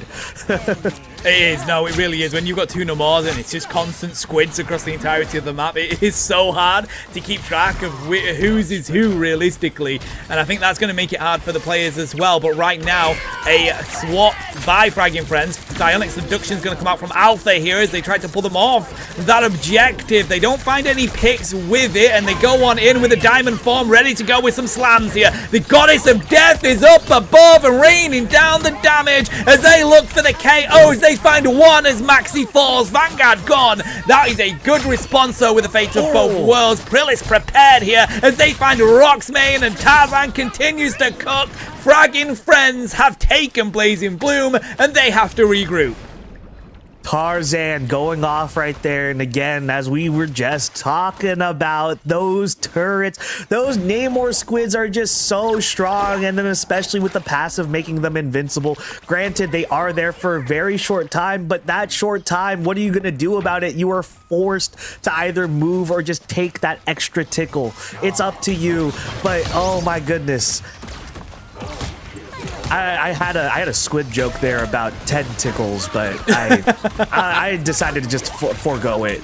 But thank God I did decide to forego it, because Alpha Phoenix did not forego that kill on Tarzan. He saw what was the big threat on Fragging Friends and said, no, we can't have these turrets. We need ours up. Prillist, though, is going to keep on getting some kills, and Prillist is actually going to hold on really well. There goes a dunk from Aerotox. Aerotox actually dunks down and actually sets up an alley-oop for Maxi as Maxi pushes them off right now on that Captain Clintar.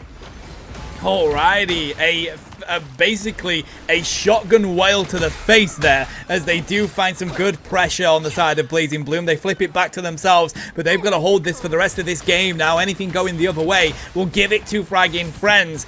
Gotta keep these ultimates ready to roll for the next team fight, because Evio Lights has found Maxi. No Vanguard here. It's just going to be Alpha. That is huge for Fragging Friends as they look to dive on in here. They are going to see if they can find a good pick. It's Jeff is going to come through from Roxmane. They've managed to find Magneto. Throw them off the map, buddy, and that is going to be a good pick on a Vanguard. But Meteor M is going to keep them on the field as they get prepared to land that one down, buddy. And now they're looking for the cap. It's overtime right here. There's a Horn of Proteus, knocks down Wazix. They manage to get away with the healing right now. Alpha finding the connects. Guardian falls, and just like that, Blazing Bloom are going to find the picks and take the game from the jaws of defeat.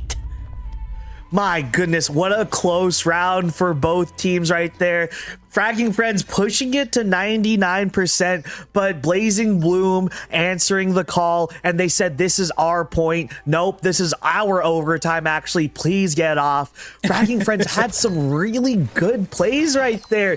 Evio Lights was trying to throw Maxi's, was trying to throw Alpha off with the Jeff, it's Jeff little bite. Tries to throw them off, but then instead, you see Fear Magneto come out and about, or I believe, was that Biz? I apologize. Either way, that was a huge meteor from them, but Blazing Bloom comes out on top in the end, and my goodness,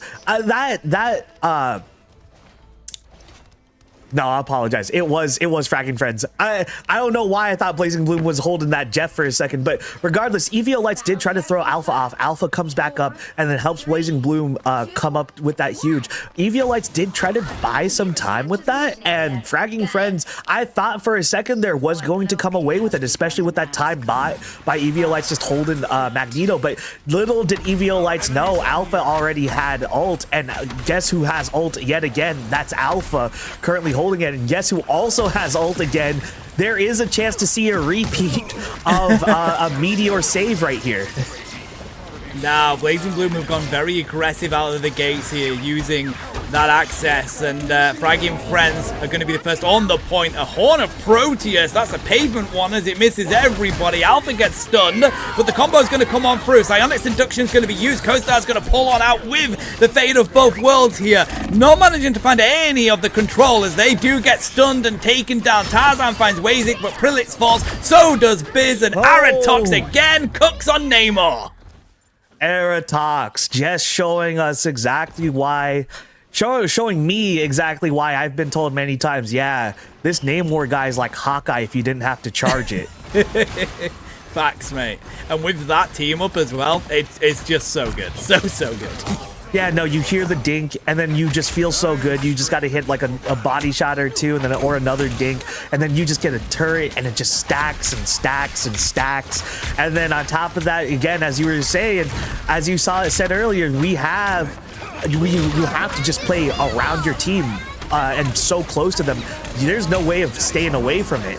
And there goes actually a huge ult that doesn't, my fault, a huge ult that misses actually on the side of Fragging Friends, and that's not going to dunk anybody down. There's a shield and a Goddess of Death up there, and I believe that's Tarzan already getting thrown out of it. Wazix is going to go down by Guardian. Prillis is going to show up as well right now for Fragging Friends, but is going to get slept on the side. Roxmane coming away just barely, maybe coming back right here to help out, and it's just Maxi right now trying to stall on the Captain America. We love seeing it. There's the ult too with the healing and the extra hit health, but it's not going to be enough as ult runs out, and it's just going to delay the inevitable. Blazing Bloom is going to take 70% though.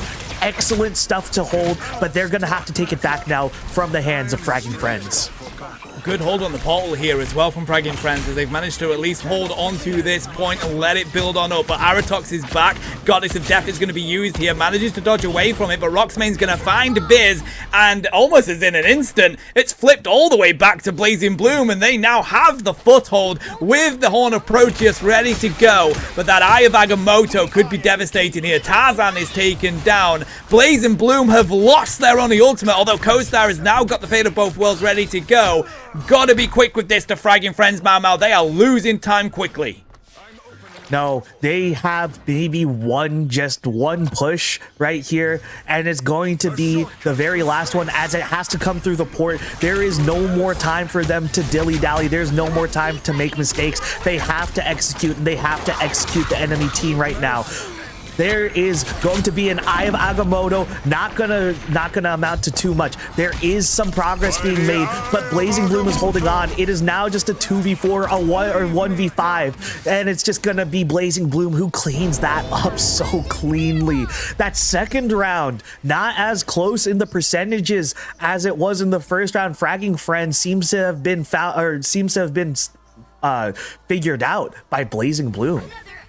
Yeah, and Bitch Bash Bosh already the end of the set, but a Blazing Bloom remain undefeated here, and I think that technically means that they are going to win this season. Absolutely, buddy. They haven't lost a game, and that's it. Like, this is week 4, day 2. That is it. They have been 100% Wekrod, and what a fantastic team we have seen. I do think Fragging Friends, especially in game 1, and then of course that first domination, did such a good job at making Blazing Bloom have to think about how they get back into those games. I don't think I've seen any team push Blazing Bloom like they just did.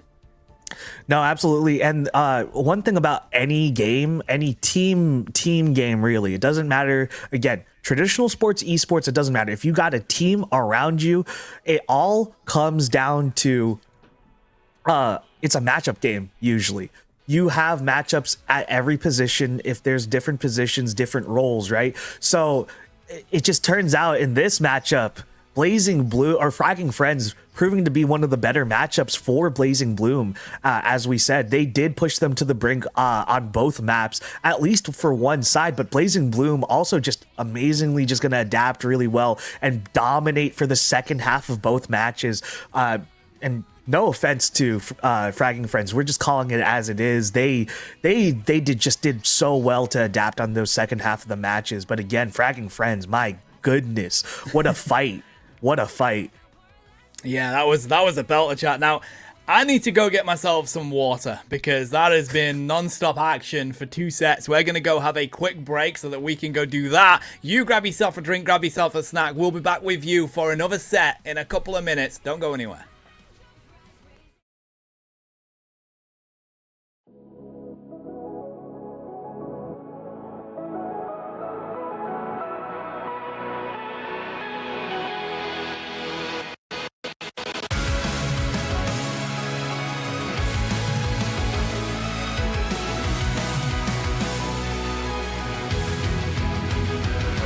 Remember the dusk, the lights gripping tightly, trapping all those fighting souls. But yet, across the world, I see you standing in my way. And remember the time, the place we used to fight, like the sun and moon. And I wonder if ever there was a time that we were friends. The night has fallen, shadows looming, and yes, that time has come for me to seek you out. We are set now for our last reunion. Break the chains, find your way, come find me. Do you remember who you really are? Show me that you are still the only one for me. I'll be waiting for you. Wake up, open your eyes, raising up your fists and smashing through time walls. Before the rift splinters again, we are rebels till the end. Rise up, open your mind, hold on to your powers. No one can stop us. We are rivals till the end of time. We will clash, no matter where. We will fight, pushing across time and space. 'Cause you are my destiny to the end.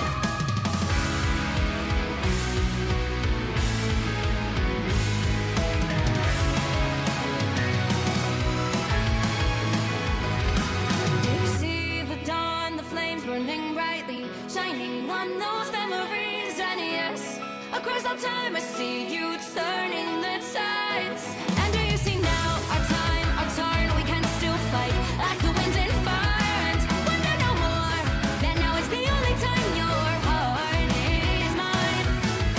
Light has fallen, darkness grows, and yes, we fight for our destiny and fate. New days smiling for the past and future. Break those chains, lead the way, fight with me. And when you wake up, open your eyes, raising up your fists and smashing through time walls. Before the rift splinters again, we are rebels till the end. Rise up, open your mind, hold on to your powers. No one can stop us. We are rivals again until the end of time.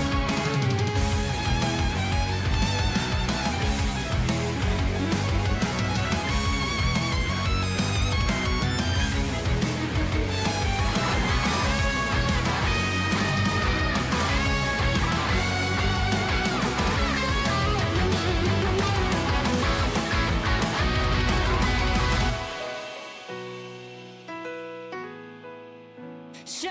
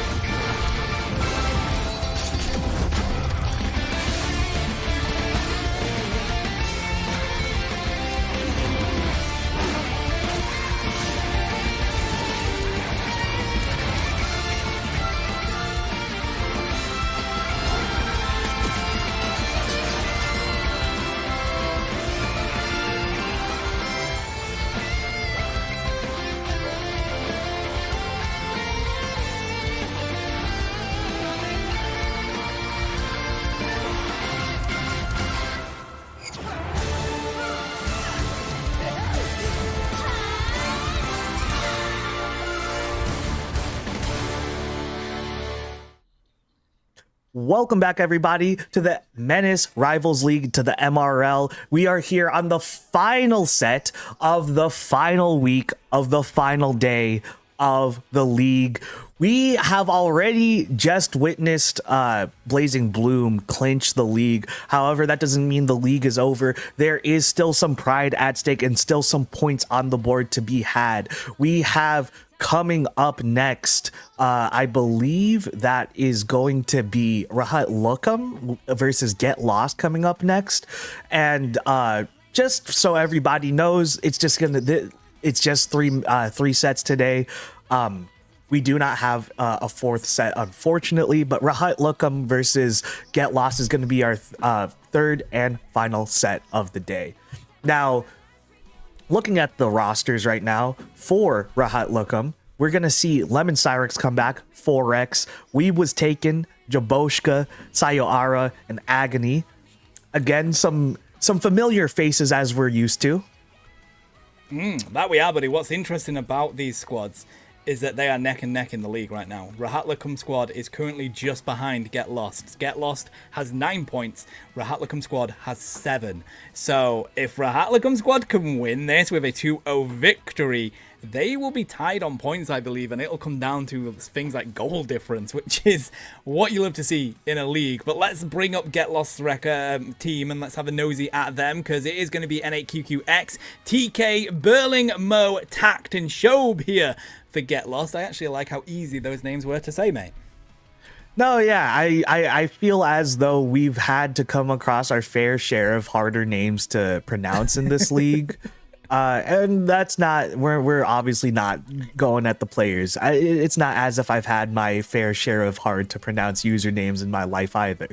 But I do want to say that it is pretty interesting that I take that back. I apologize. No, but both teams are running teams that we are very familiar with. And if anything, we was taken very specifically yesterday with a standout performance on the Hawkeye. Hopefully, we're going to see that. Or, interestingly enough, as we saw Menace do some, I believe it was Menace, right? Who did their homework? Or was that, oh, no. It was Fragging Friends who did their homework. And yeah, it was Fragging Friends who did their homework, banned out somebody on Blazing Bloom. Are we probably going to see that over here on Get Lost side? Are we going to see maybe just throw one ban to that Hawkeye? Because that Hawkeye, we were talking about it yesterday. It's just so good. It kind of didn't matter where they were throwing that Hawkeye, whether it was in long range, short range, medium range. As long as We Was Taken had the time to just get the passive charge going, it was just going to lead to something at least. And they played it really aggressively as well with the Hunter's sight, especially when they had those lines of sight, buddy. And Hall of Jajalia, you absolutely have those lines of sight. We're going to have Hella banned out first by Rahat here. Emma Frost is banned out by Get Lost. So interesting. Both teams usually keep the Emma Frost because they both want to play it. But Get Lost like, nah, you know what? Let's take that out. We're quite happy with our other Vanguards. No, absolutely. And Get Lost also has quite their own set of comps as well. Rahat Lookum, they also do have a lot of different heroes that they are able to play. But again, I'm mainly looking at Weeb Was Taken to mostly either play Hawkeye or just another sniper, just hit scan in general, because it really felt like yesterday Rahat Lookum was definitely playing around. Weeb Was Taken, popping off on that. So just based off of yesterday, that's what we're looking at. Maybe not too much change outside of the Weeb Was Taken DPS pick, but if that Hawkeye does go out, it is going to be very interesting for them. Now, for the second band on both sides, it's going to be Psylocke and Rocket Raccoon. That's going to be pretty interesting to me, as Rocket is very strong and Psylocke is very strong too. But again, I don't think either of us really associate the Psylocke with many other players in this league. So it's a very interesting one, because yes, Psylocke is very strong, but we've seen both of these teams have players that just pop off on characters that are just not being commonly banned. Yeah, and they'll continue to do those pop-offs, buddy, because you have to lock in at that time. You get banned out, you've got to come up with something else that works for you, but then that sometimes surprises teams, as we do see the Magneto protect here by Get Lost. Star-Lord is also protected. We will see Invisible Woman in this game. What's the final ban's going to be? Ultron is taken out by Get Lost, not wanting that Rage of Ultron coming in. Ultron's pretty interesting to me because I'm just not the biggest fan of his healing. I like playing Ultron. I like playing around the healing and whatnot. It's a fun style, but I'm just not impressed with the healing itself. It makes me feel a little too inadequate when I'm not keeping my team alive. So it's just interesting to me, but by all means, there is the DPS potential. And as you said, that ult is just so huge for Ultron and team, because if you have a very aggressive team that's just up in the front line, heck, even in the back line, you shoot them, not only are you healing, you're also doing amazing amounts of damage, and it's AoE damage too, mind you. Yeah, the splash is so good. Weeb was taken, has picked up the Hawkeye here on Rahatlakum squad, buddy, as we get ready for this convergence battle. Now that is interesting, going for the defense here as Get Lost get ready to run quickly to that attack. In 30 seconds. Stay strong. Now I am going to look very closely at We Was Taken. All Hawkeye mains out there right now, just keep an eye out on We Was Taken. I'm not doing this much glazing, and I promise I'm not about to just curse him into a terrible, terrible game coming up. But this is a Hawkeye that can basically play Hawkeye, just play Hawkeye, period. This is someone that you want to emulate if you're trying to play Hawkeye on different maps, just in general, and you really want that to be a core rotation of your mains. That's someone right there you got to look at, not just from an aiming standpoint, but also the positioning and also target acquisition standpoint, who and which characters that they decide to like take out first, and how they decide to do it. Not just the flicks, but again, target acquisition and awareness is insane. But Lyman Cyrix is going to be sitting up here just trying to be a little creep. We Was Taken is actually going to get taken out pretty quickly from Error. And Error actually, usually you would think the Hawkeye could just snipe that out of the air, but Error actually takes it down. And Lemon Cyrix has to make their way back to the point just to die very, very slowly. So a very quick point flip here by Get Lost, as they look like they're going to lock it in all the way. There's no... I mean, it looks like Teabag was getting ready to bring a portal in, but now it's going to be away. So now it's just a push from Get Lost as they easily get that lock in. And Rahatlakum squad are going to have to regroup here and wait for everybody to come back. Rahatlakum right now just sitting in that part of the stairs right there on the lane. This is a really interesting spot that I personally don't like pushing into, and a lot of people really don't either. Reason being is because on the defending side, it's actually really dangerous, and honestly just a huge cluster, my fault, but cluster redacted that you will just come across right here. It's just incredibly chaotic here, and there's just so much fighting and just so many just projectiles coming down. And then if you have so many people that do splash damage, AoE damage, and or like Jeff go through people, it's just going to be insanely annoying. Summer C right there just getting shut down immediately, much to as I was saying, that's just a really bad spot right now for defenders. And even though Summer C tried to get into the back, just the rest of the Rahatlakum unable to help provide the support and or healing to keep him up there for the aimbot, and Rahatlakum are just gonna fall one by one. Again, this is just such a slow grind of a stretch right there that up until that corner right here is just gonna be really tough for them. Meteor comes out trying to maybe get a one-shot or two, but it's not gonna happen. Hadidi, oh my goodness, is just gonna miss, but thankfully that is not the end of the world. then Rahut Lukum is going to come back around from their spawn, and they're going to keep on holding. The war of attrition has started. Shaoib and Flitz both take out one from Get Lost. There's another one that goes down from Get Lost. It's just going down right now. Flitz going into the backline, being an absolute menace, being an absolute symbiote, because he's parasitically draining their health and killing every one of them.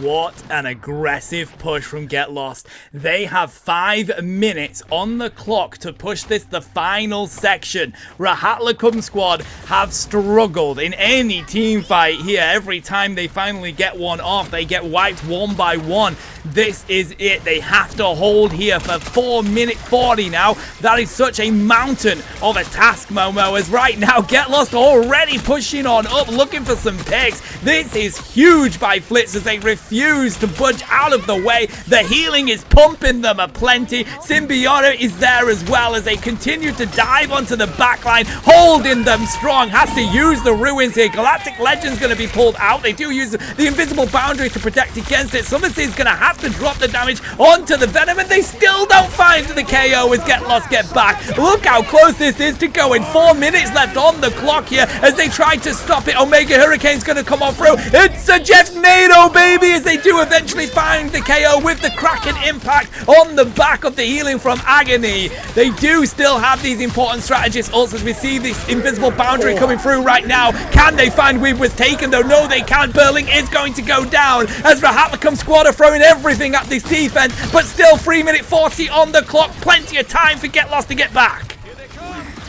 Amazing stuff right there. As you were mentioning, Rahat Lukum was just losing every fight and whittling down so far. Is this actually going to be the turn of events that is just history repeating itself? Haddadi holding strong right now, holding the shield, just being stalwart and being the front line right now, getting pumped with heals from behind. Thank God. And the rest of the team follows suit. Summersea trying to cause some damage in the background, and that's Haddadi finishing it off for both Error and Summersea in the back. But there goes two in Rahat Lukum. Get Lost right now taking back some picks of their own, but Get Lost actually gonna keep losing members one by one. They are not on the defense. They cannot rotate back after the spawn so quickly, and now Get Lost now stagger just a little bit, having to wait on Flitz.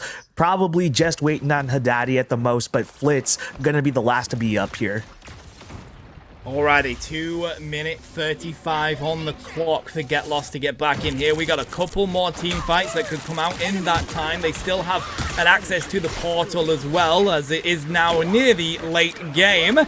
They are ready to go on in here. It's Jeff is prepared. Omega Hurricane's going to rain on down. Double strategist thoughts in fact to Get Lost. And there goes the Omega Hurricane. Galactic Legend's going to be popped here. That's going to pull out the invisible boundary. And it does expose this background as we do see a push in with the Hurricane. Doesn't find any KOs onto it though. So close to being able to find a pick. But Summersea does manage to get back. Agony's going to rotate here with the God of Mischief. And that's going to be paired onto an invisible boundary. Giving the hold for Rahatlakum squad as Get Lost get wiped by Reap was taken. Kraken impact cooks again.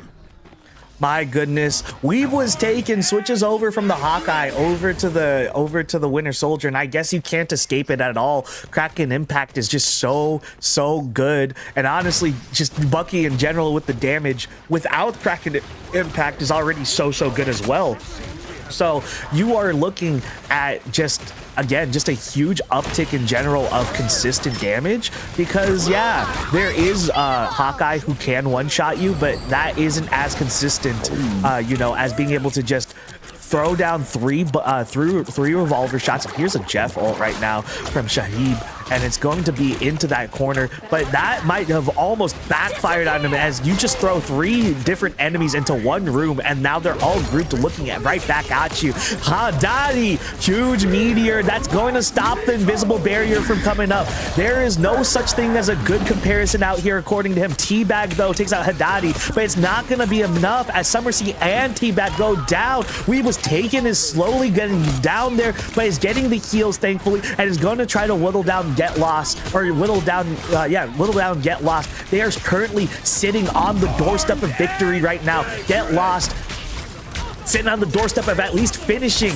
this round. And there's Weeb was taken with one. He's gonna go for another Kraken impact, but it's not gonna amount to too much. It is actually gonna amount to something. It's a reset. That's what you call the reset. It's not gonna be happening again. Thank God. Thank the gods. You love to see a big play, but it's also pretty scary to watch in real time. Thank God we don't have to watch this horror movie any longer.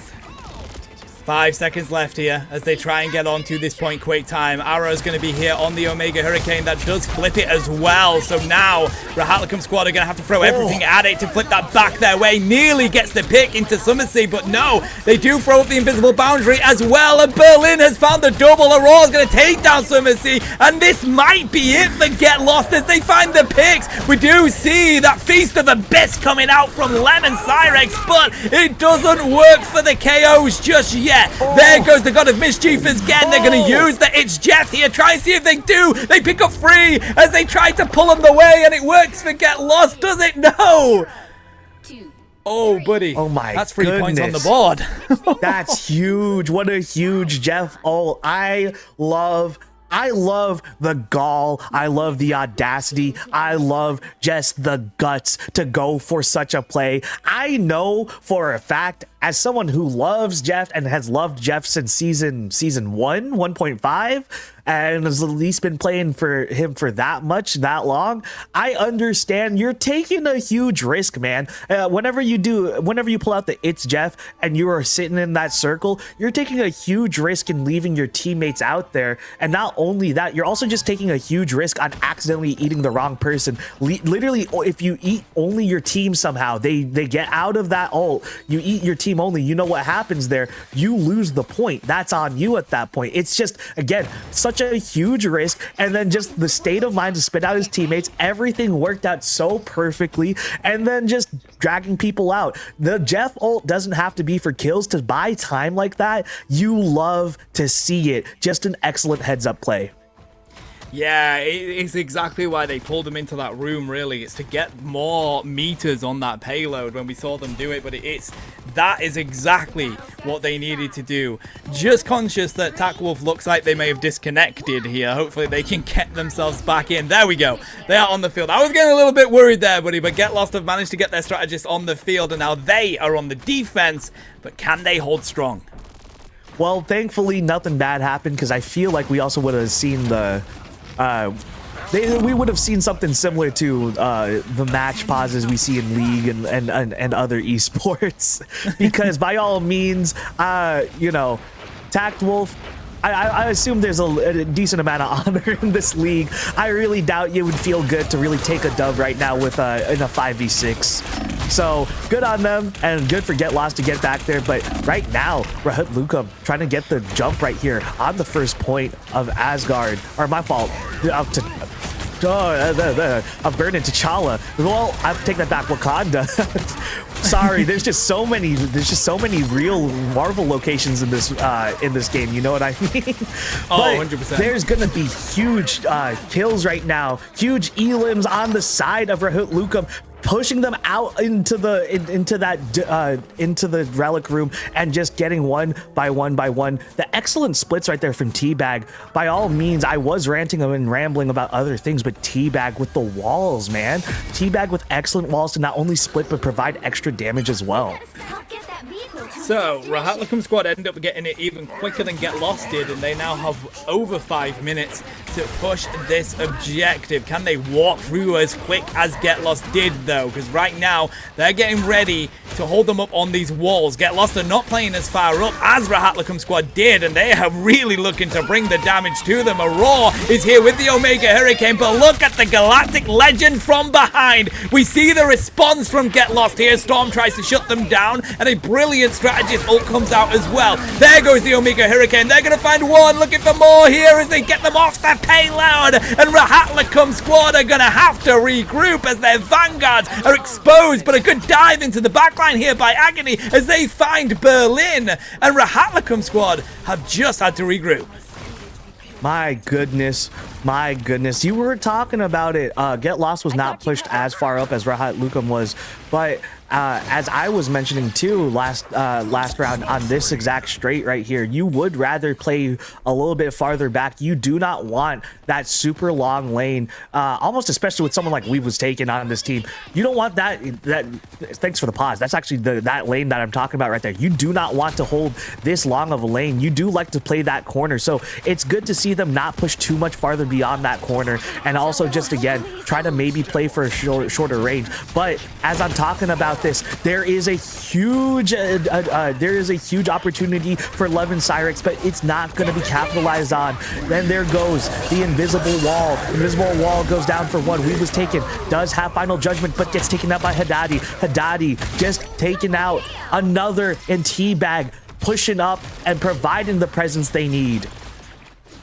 Get Lost find another push on Rahatlakum, and now they have to regroup yet again. They've managed to cut 2 minutes out of this time so far, and they have got them halfway to the point. So they have to regroup and build up these ultimates yet again. Teabag not far off the Strangling Prison. Summersea's getting prepared on the Galactic Legend as well, but they do have the It's Jeff prepared on the side of Get Lost. That's going to be huge for pushing these Vanguards back. No, that is absolutely true. As we saw in the last round, Shoaib was doing insane work on the It's Jeff ult, but it looks like they're actually going to use it for a Jeff NATO that's going to take one, and there's going to be the Cloak. Cloak tries to go invul, and they're going to have to switch back to Dagger to pull out the rest of the heals. Excellent stuff, excellent pressure. That's only going to get one, but again, that does force Cloak into a very bad situation now. About 8 seconds on that invul is going to be up, and then as I say that, look, within 8 seconds, there's the kill because there's nothing left that they can do besides just keep on healing with the Dagger. Shoaib also showing up on We Was Taken. Rahat Luckham just slowly fall in there after one by one, and it again starts all with that great Jeff NATO.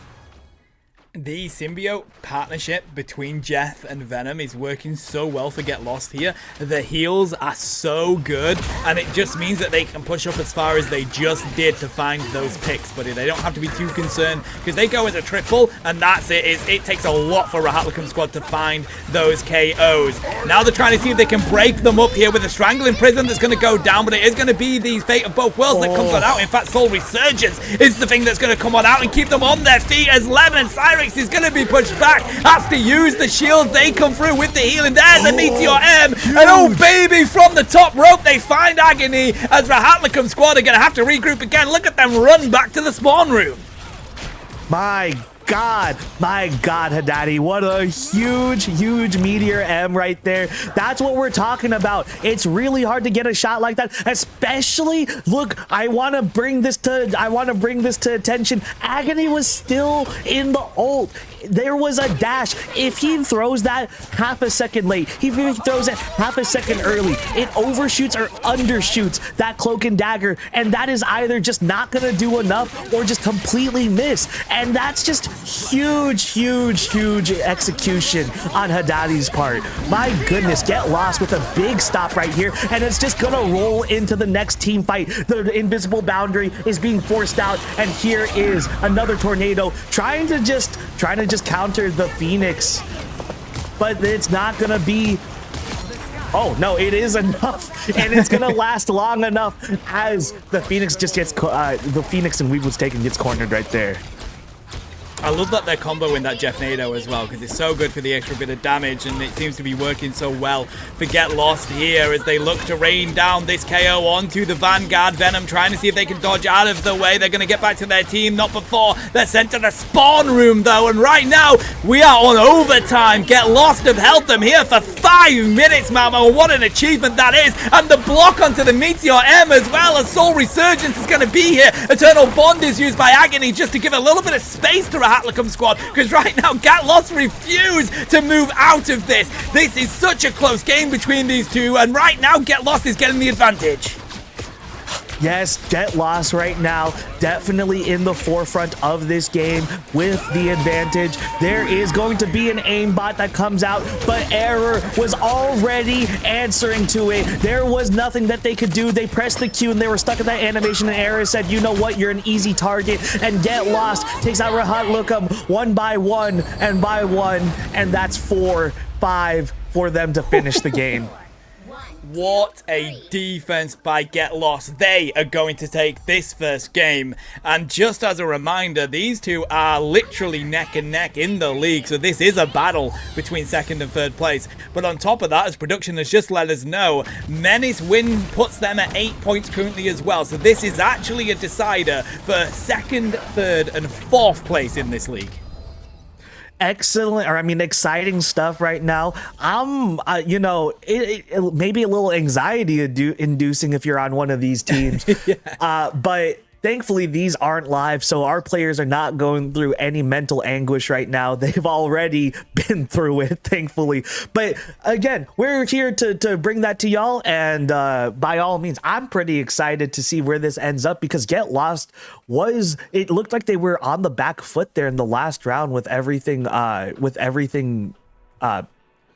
the way everything fell into place, with how there was 5 minutes on the clock as soon as Rahat Lookum got the point, right? So they Get Lost. They had, what was it, 3 minutes on their clock in the first round, but then the second round, Rahat Lookum then comes in with 5 minutes. You start to think to yourself, that's way too many fights to just be super consistent at. We're gonna get a ranked moment here. They have to give it up one way or another, right? But regardless, Get Lost come back and forth, Rahat Lookum. But then at some point, Get Lost, they figure it out, and then they just, even if they lose a teammate or two, as you were talking about, that Jeff in the back, just so effective. It's the AoEs are so insane, and then not only is the Jeff in the back, because of that passive, or not that passive, but because of that team up, Jeff can also play in the front with your tanks and help sustain them, which is also why we were seeing the tanks also go pop off on their own from time to time. We would see the Meteor M rather often because they were able to be so aggressive and put out more damage for their own ult charges. Again, it all starts with that Venom Jeff team up. It was just so huge for Get Lost again to change their chances on that second round of the first map. Yeah, that it does. We have Spider Island's convoy here now, so no first objective to cap at all. But we know how these teams like to play this map, buddy. Let's see how Get Lost are going to take their approach, because this is definitely a good map for what they were looking for with their Hela, but also Psylocke has been dominating this map recently. Yeah, Psylocke has been dominating this map, but we have been seeing a whole lot of Psylocke bans anyways, so I wouldn't be surprised to see it again somewhere here, maybe second, maybe even third pick, because it's been there. But also to that effect, we are seeing a slight difference in what they wanted to go with first right here. I think it's the Emma Frost. Oh no, I apologize. These are actually the same first picks, and it looks like they're, so far, it's going to be the same game plan throughout both teams, as the first 3 picks for Get Lost are going to be 2 bans, or 1 ban on Emma Frost and then 1 ban on Psylocke, with the keep currently on Hela. And then on the other side, it looks like they're actually going to just move the Invisible Woman keep a little earlier, so then they can avoid that risk. But it looked like it was a little all for naught, because again, Get Lost pulling out a lot of the same bans as before. Luna also again getting banned second right here for Rahat Lookum. Do you think this is just going to be a lot of the same for both sides, and Rahat Lookum just change the order? I think so. I think so, buddy. They're going to protect the Winter Soldier here, which is another hero that cooks on Spider Island. So if you want to lock that in, I mean, Weeb has been cooking on these duelists that do mega damage. So no surprise Rahat Lookum squad want to save this. Rahat Lookum, honestly, right now, I feel the Lemon Cyrex absolutely loves that Venom. Very clearly showing the Lord on it too. We saw the Venom mirror, if you will, on both sides. Like, we saw a Venom on both sides, and There we go. As I say it, I feel like you might as well ban Venom right now, despite all of that going well for you. And Get Lost actually answers it for me, but I felt that's what Rahat Lukum really wanted, so that also works in their favor. Now able to ban out the Rocket Raccoon on top of that. So in my opinion, they do have a little bit more working for them, but if Get Lost is also banning it, it's very clear that they find no problem with missing out on that team up and just that hero in general. Right, so these are our lock-ins for this game. Psylocke does get banned out, so Get Lost are going to rotate. I love the save on the Namor, and this is interesting. So, it's going to be Spider Islands. This is going to be our final game of the night before we head for a quick break, and then we'll bring you some interesting stuff up next. Let's see if the defense can hold, because we talk about spawn traps on this map so often, Mau, and this is a really good one for you to hold for a long time. Don't we know it? Don't we know it? If there's I can't, man. Maxi on the penny, you know, we know a little something about spawn trapping in here and just keeping them as close to that spawn as possible. And you know, it's not that Blazing Bloom unorthodox playstyle that I really do love to see here, but it's definitely, you know, you can really just play super aggressive no matter almost no matter what comp you're going, and it is going to play really well for the spawn trap right now. But right now it looks like they're going a little bit more pokey comp right now on Get Lost, so they are gonna have to give up space. That is the other thing. As we saw Menace on day 1 of week 3 play Spider Islands, they would actually give up space in order to keep themselves alive and play for ult charges, which is definitely something that looks like Get Lost might be doing as well right now. So this is definitely a very valid way to play I apologize, Rahat Lukum is going to do right now on defense. It looks like they're playing that space. So it looks like that's a very valid way to play it. Lemon Cyrex on that Angela. It's going to be pretty interesting to see how that slots in right now with all these other essentially poke characters on Rahat Lukum. Yeah, I think you're going to be looking for some picks, but they have given so much space to Get Lost here as they try and play it up around this corner, and that's what we're going to see from the Angelas. They come on in with the axes, ready to rain down some damage. Doesn't work just yet, though. Summersy up on the top side, looking for some quick picks themselves. Get Lost have got a little bit of momentum, but with that, Flitz is sent back to the spawn room, and not having that strong vanguard does open up the space for a Hatlicum squad. Now, the Hella Namor did come through and get through to this game as well. It's going to work very heavily on defensive side, obviously, especially with these lanes. Yes, some of these lanes are like medium range. Maybe you could call some of them long ranged even, depending on, you know, how hard of aiming you are. To me, they're long range. You know, we're really just looking at the way. Oh, what a huge dunk from Weeb was taken. Weeb was taken is actually going to start that off with a huge Horn of Proteus, and that's going to be 2. But then Haddadi is going to answer in kind. Tactful, amazing heads up play. That's going to be the wall, invisible boundary that's going to stop them. Get Lost is going to just wipe out Rahat Lukum right there. What a good way to take the first point.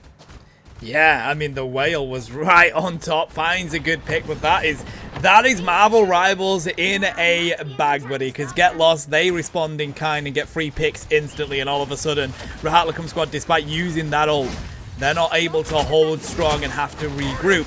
Now Get Lost get the cap. They've got 3 minutes 50 on the clock as an approach comes through from a Hatlicum squad. They do manage to pick up a group, but the shields are going to come through from Haddadi, and that keeps Flint on the field as they back up to the payload now. We've got plenty of ultimates to go on the side of a Hatlicum squad. They're just waiting until he gets round the corner so they can unleash hell.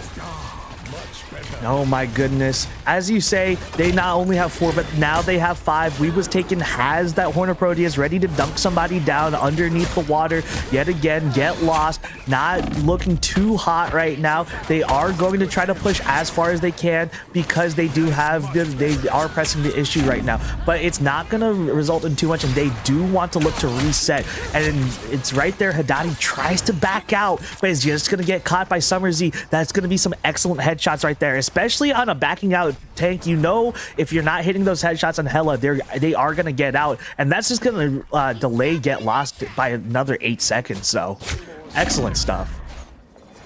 I mean, we're about to have nearly all 12 ultimates on the field. In fact, no, there's the Heathen's Retribution. That's going to stop it. Horn of Proteus is going to come through again. I thought I was going to be pushed for my words per minute there, buddy, but luckily, Rahatlicum squad are going to throw in a couple just to hold this defense. But Get Lost do manage to overcome them, find the picks as Berlin falls as well. And right now, Get Lost are getting on the payload and allowing that push to come through. Rahatlicum squad's going to try and stop something here, but there's the Strangling Prison. They're going to pair that with a massive Horn of Proteus, and when you're grouped up like that, there's nothing that a big whale wants more than to squish you back to the spawn room. My goodness, that's right there. Flitz throws the ball up and just freezes the defense right there as Error comes up into the air and slams down that alley-oop. Excellent combo from those two. What an absolute play. And I don't know if you guys can tell, I love the basketball metaphors when it comes to that, when it comes to Horn of Proteus, because oh my goodness, you really do get slammed into the ground like he is just dunking you down. And when you can't move like that and then you're stuck in between all the walls, what are you gonna do? No, you can do, but go back as right now. Get Lost are just walking through this entire map. They've got 250 on the clock. They know exactly where Weeb is. They're going to go for the 1v1 against the Namors. Summersy's trying to see if they can get some picks here from the top side. Eternal Bond is going to come from Shabi as they go on through. Her daddy pops the Meteor M, and now they're up on the top side, buddy. Summersy's going to fall. They do defend the Meteor, but look how far up Get Lost are playing. A couple of picks here, and they will buy that space they need because the spawn timers, 10 seconds at least, is a lot as they find more. No, it is definitely a lot. Granted, they are just around the corner from their spawn, so if Rahatlicum can just provide enough time, play it smart, you don't have to touch just yet, but now you definitely do as we're coming down on 3, 2, and 1 meters. That's it. That's a full push for Get Lost right there. Get Lost 3-0 right now. Rahatlicum has to push this into overtime for a chance to take this second round in this, or second match in the second set. Or in the final set. So many sets, buddy. But again, Get Lost, they hold strong. So right now, Rahatlicum squad, if they want to fight it out for that second, third place, they have to win this game. Otherwise, Get Lost will lock in that second place for themselves. And it's all about Rahatlicum squad and Menace. That will be an interesting thing that will come down. Let's see how this goes as they pick their heroes here. And again, we're going to see some Helena Moore coming out onto the field. I do like seeing, I do like that little Daredevil flash from We Was Taken. We did see, I believe it was Aslo flash a little bit of Daredevil in that first set, but it wasn't necessarily too much. And literally all I remember from the Daredevil in terms of a notable moment was Aslo nearly getting a nice little one combo going, one combo elim, but then missing the Courageous Cross, and then that just completely ruined the momentum right there for that entire dive, and he just switches off very shortly after that. So it's interesting. Daredevil is a strong character, but we haven't seen necessarily too much commitment to him in this league. Or any league, to be honest, but even in the Ignite and Championships, we just haven't seen much Daredevil. It's a little bit weird, because very strong character, but right now, Get Lost are on the defense. Rahatlicum squad trying to see if they can dive through here using T-Bag on that Captain America. We are going to see Get Lost playing this a lot closer than Rahatlicum squad did, trying to hold them just at this first corner. No, yes, as you see, Haddadi is pushed up way further than Lemon Cyrex and T-Bag were. Lemon Cyrex and T-Bag on the defensive side, they were giving up that space again, as we were talking about, letting them just play around and then try to build the ult charge, but it did not work in their favor. So Rahatlicum, it seems, maybe learning from their mistakes, from Get Lost mistakes, and saying, no, we wanted to stop this before even you guys can get a footing into this match right now, and it looks like it's working so far, as Rahatlicum has not broken this deadlock so far. there is definitely damage and lots of things going out right now, but Lemon Cyrix slowly going down right now, and there it is, Flitz getting it on Lemon Cyrix, whittled down slowly but surely, trying to be the stalwart, trying to be a stalwart tank right in front of them, just a wall, but it's not going to be enough as Flitz puts up a wall behind their supports and is trying to do as much as he can, but he gets taken out as well. Haddadi is already got Get Lost with no vanguards. Now just gonna have to pull back. Agony, good one on an error. That's a really good one. Gonna keep them very staggered and without that extra DPS for another 8, maybe even 20 seconds just because of the way you gotta walk all the way back. So they're going to use the God of Mischief here to use an invisible boundary to allow the space for their team to get back. That's going to be tough because right now Rahatlicum squad are on a quick rotate round and they've got a lot of damage, so now you don't have that one strategist ult. They're going to pull out the invisible boundary on the side of Rahatlicum squad as the Kraken Impact is going to come on free. There's a Strangle Imprison. It's going to be paired with a Horde of Proteus, buddy. Meteor M misses, but Agony is going to bring on back their team using that Rekindle. But a Goddess of Death from Summersy here, but they're pulled out of it instantly. They do manage to get a lot bit more off on the side of Berlin, but they come down. They do manage to hold them strong here, though. Do Get Lost as Teabag looks for the backline. Doesn't find enough with the damage just yet. And right now, Get Lost are managing to hold strong. Weeb was taken, trying to prove me wrong, though. Finds a quick pick onto Aurora. Huge stuff right now. This is going to be a very pivotal moment in the game. While Rahatlicum does have another push available to them after this, this could start a really dangerous run for Rahatlicum, as this is a lot of momentum.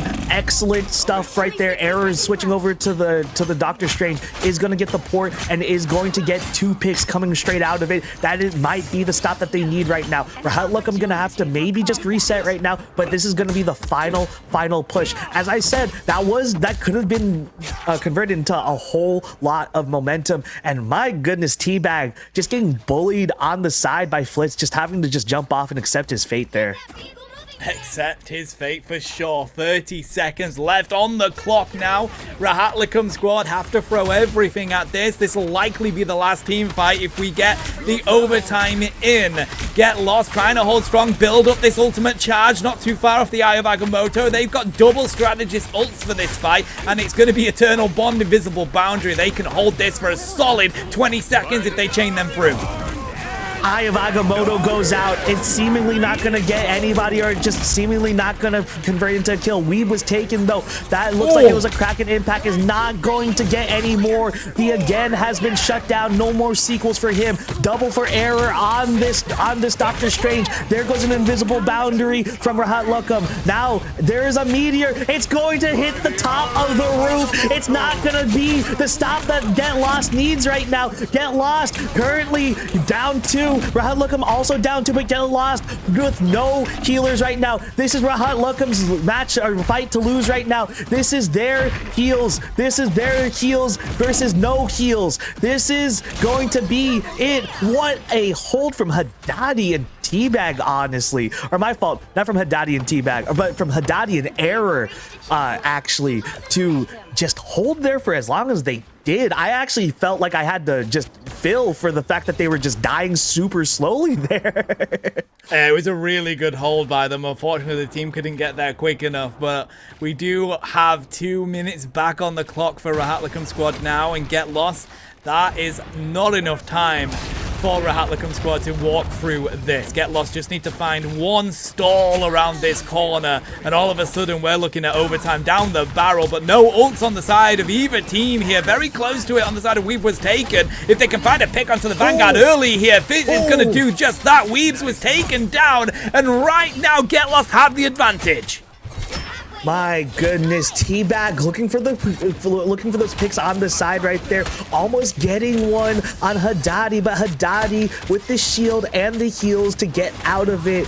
Now Error trying to find something and is gonna get the dunk and gets 2, actually gets 1, but Haddadi's gonna finish it off for him, and that's technically 2 off of it. But Rahatlicum is going to answer in kind. Here is a Kraken Impact that goes out. Kraken Impact is gonna take 1, one. That's one. It's gonna come out again. It's gonna miss though, but then the movement puts him right there, and it's gonna put him in place for a headshot. That's a triple for Weeb's taking. That was huge. Only one Kraken impact kill, but 3 kills overall. Can you complain? Nope, you certainly can't, and now Get Lost have to get straight back onto this payload. We've got a minute left on the clock for a Hatlacom squad. If they can hold them here, get to that overtime, they can win this game, but a strangling prison in the flank from Teabag. Pair it with the wall, and that is going to wipe out Get Lost. They have to regroup yet again, and they've got to be quick with it because this payload is so close to being capped. I was talking about this earlier with how the momentum could have just shifted from that last fight, and Get Lost, they did win the fight right before the fight before they gave up the point. They did win the fight prior to the one where they won the point. My apologies. But yeah, they did do that, and it's just not going to be enough right now because Rahat just answering everything, holding on to so many ults, the Invisible Boundary, Meteor, and even Goddess of Death out right now. There's nothing that Get Lost can do, and Get Lost, despite a Goddess of Death Goddess of Death going out from Get Lost, is not going to amount to anything. Haddadi, the sole ult holder right now, Flitz and Error are also coming up on theirs, but who knows if that's going to be enough because Rahat Locum can low-key just bring it back to their own as Teabag is sitting on 50%. With the way he's doing damage, he can definitely get an ult up in time for whenever Get Lost decides to use it, because Get Lost has to use these ults now if they want to make sure that Rahat Locum doesn't keep on building these ults. They are on a roll right now. We talk about momentum, Spartan. Tell me about the roll that they're on. I take that back because Get Lost has heard me. They said, no, I want these 2 kills on Rahat Locum. I want them to stop right here right now on this corner. I want you to shut up, Mau, because look at me go, says Flitz. I'm in the back line. I'm in the back line. How are they going to get through if they can't get through me in this back line? The back line's now the front line as well. Look at that. They get pushed all the way back, and now they're just sitting here. Haddadi holding them to that corner. They are desperately trying to just touch right now, and they do get it. Lemon Cyrex with a huge kill on Tactwolf. That's going to be one strategist down for Get Lost, and that's going to be a tricky situation. It's only going to be, I take that back. There goes Invisible Boundary for Rahat Locum, and Tactwolf is actually going to be back in time with their own Invisible Boundary. No Venn diagrams right now, though, as Get Lost gets taken out 1 by 1. That was a really long fight. That it was, and overtime has now been brought in, but that is a long way to go with overtime in as well. It just needs to be one hit, one cap on the side of Get Lost, and they win this game. Final judgment now coming out from Aurora as they look for the Vanguards, but they get blown up instantly as Lemon Cyrex is going to find the KO, and now Get Lost are pushed all the way back to their spawn, buddy. They are looking to push this the final inch. Can they get back in time? Get Lost is here on the side of Haddadi. They're on their own though right now with some heals coming in. There's the Invisible Boundary from Tactwolf. That's going to give them so much space to find these picks. Got to get on the flank here and take down these Vanguards if you can. They're putting up plenty of shields, but right now they've backed them off the payload. So close to taking it, but they managed to sneak back onto it on the back of an Invisible Boundary. So close to taking this one. A Strangling Prison's going to come through. Agony finds the KO. Teabag takes the second. It's a double here as Rahat Locum squad are looking to wipe Get Lost. Kraken Impact is going to come back from Berlin. It's not going to work though, because that's a triple KO from Teabag, and they're going to be able to get the cap. It's literally just Cap America trying to hold it here. The ruins are going to go up yet again. There's the Freedom Charge. I can't believe how long Get Lost are managing to defend this. They keep falling 1 by 1. It's constant ult charge coming through for a Hatlacom squad. There's the Goddess of Death, but stuns are going to land yet again, and Get Lost continue to hold strong, but Rahat Locum squad will refuse to move off the payload. Oh my goodness, the excellent communication, excellent sync for Rahat Locum. They keep on rotating people in and out. Their tanks going in and out. Agony finally going down, holding on to that charge. That's going to be huge for Get Lost. Get Lost might just take it over from here. That's 1 for Error. Error currently in the final judgment. That's 2. That's going to be 3, and that's enough for Get Lost just to finish it. My goodness, I thought that was going to be on Rahat Locum to take it over to overtime. Teabag with a huge huge play on the Groot right there. That was a triple kill followed by another kill. I gotta give that an honorable quad, really. That was just so much damage on the side of Rahat. Lukam, honestly, also amazing stuff from just Get Lost. My God, taking that set that way. What an exciting game. When I say I'm excited for these games, it's because these games are exciting. There's no other reason. Bro, that was crazy. That was a back and forth in the middle of overtime, and they literally got it to the wire. You could see the payload so close to touching that blue banner on the field, and Rahatlicum squad literally came meters away from being able to take us to a round 4 in that one, buddy. But Get Lost proved to be too strong. Aurora comes out with their final judgment, finds the picks, and I tell you what, I was running out of vocabulary in that cast at those final few moments there, buddy.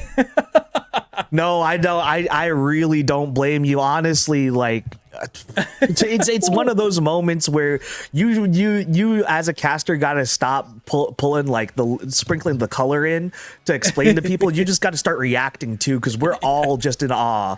We're all in awe when Teabag pulls that off. When Teabag pulls off the double to start that entire chaos off, you think to yourself, oh my goodness, what a clutch. And then after maybe the second or third trickle down from Get Lost, you start to realize, I don't have enough ways to say that they're coming back really quickly.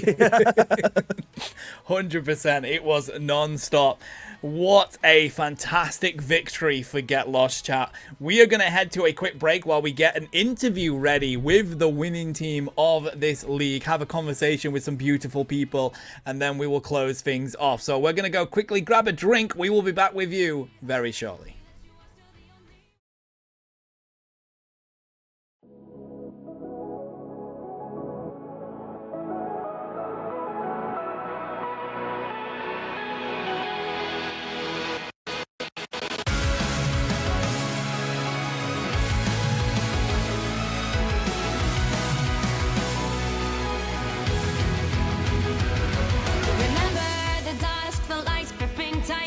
Trapping all those fighting souls, but yet across the world I see you standing in my way.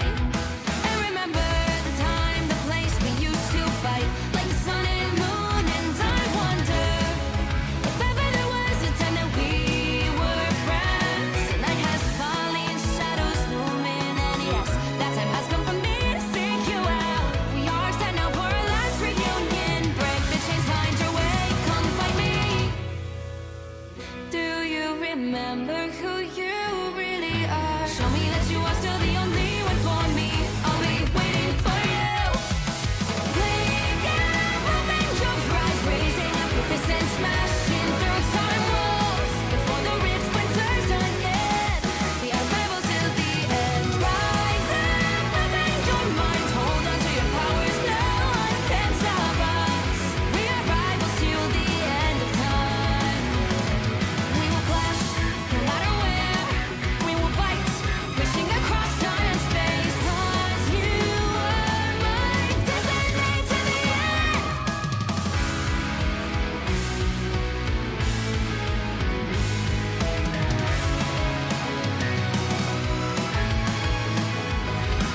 You see the dawn, the flames burning brightly, shining on those memories. And yes, across all time I see you turning the tides.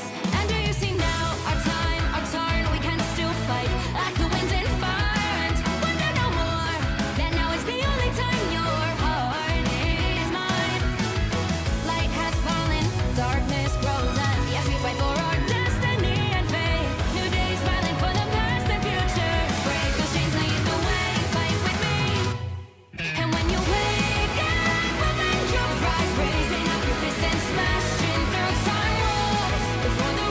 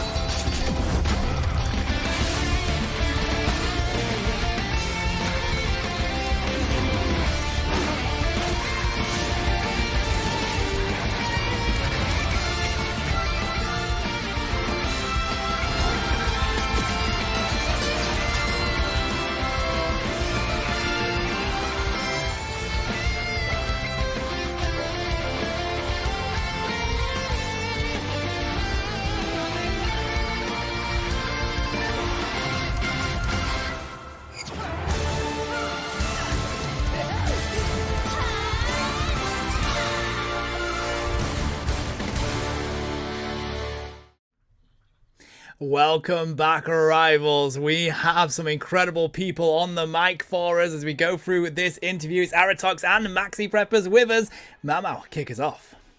By all means, Blazing Bloom, congrats to clinching the league. This was the preseason, right? So before we head into the official season, you know, we get to see y'all really just show y'all's stuff off in this league. I do want to ask, first of all, I do want to ask this first of all, Maxi. Was that Penny pick? Was that Penny Angela comp you're doing? Whose doing was that really? And was that also something that y'all took into this league going in, or is this something that y'all came up with as the weeks came by and realized, oh, Spider Island and all these other maps that have these little nice cheese spots that we could be playing unorthodoxly in, we could use Penny. What was that process like to come up with those ideas?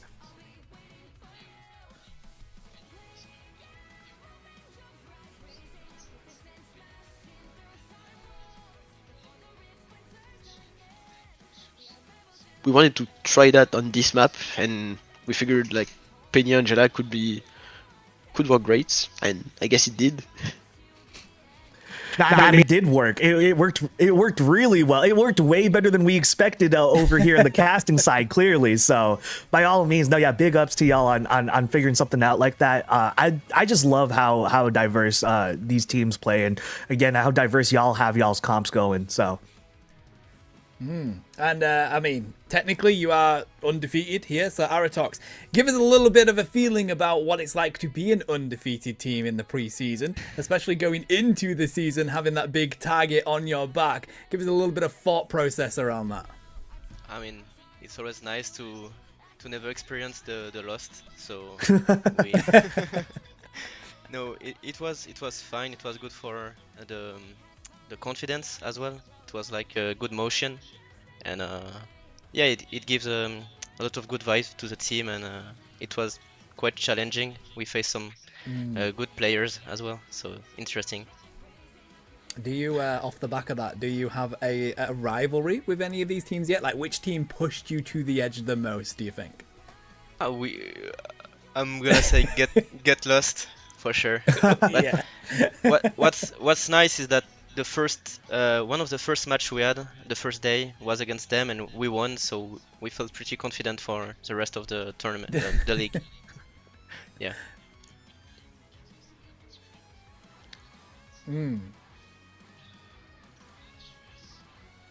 Oh. One knows that. So Well, you have to hit it now. So. I've said that. Y'all heard it here first, y'all. League champs Blazing Bloom do believe that Get Lost is their biggest rival, or at least the one of the teams that gives them the most trouble. And by all means, I can see how beating the guys that you were concerned about leads into this crazy momentum that y'all built up. But I do actually also want to ask for both of y'all really quick.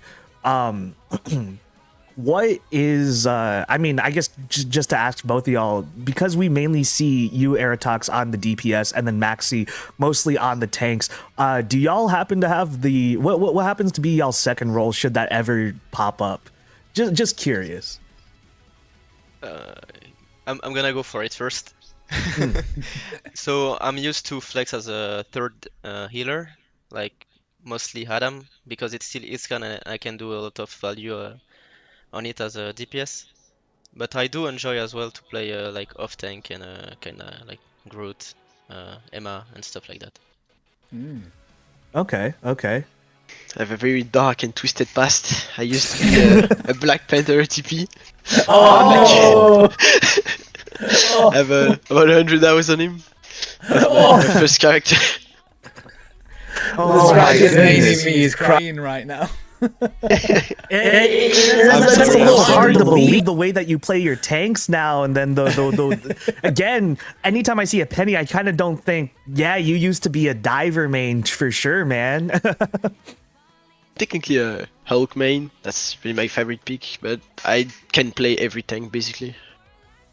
Okay. By all means, yeah, no, I think it's interesting that y'all gave us these answers that like I honestly didn't expect, because you would expect the way that y'all, like, at the level y'all were playing at, yeah, this is my main, man. Like, this is what I started out. I've been playing this since like season 0. I've been playing this role since Team Fortress 2, actually. So it's interesting, you know. It's really interesting to see that type of versatility.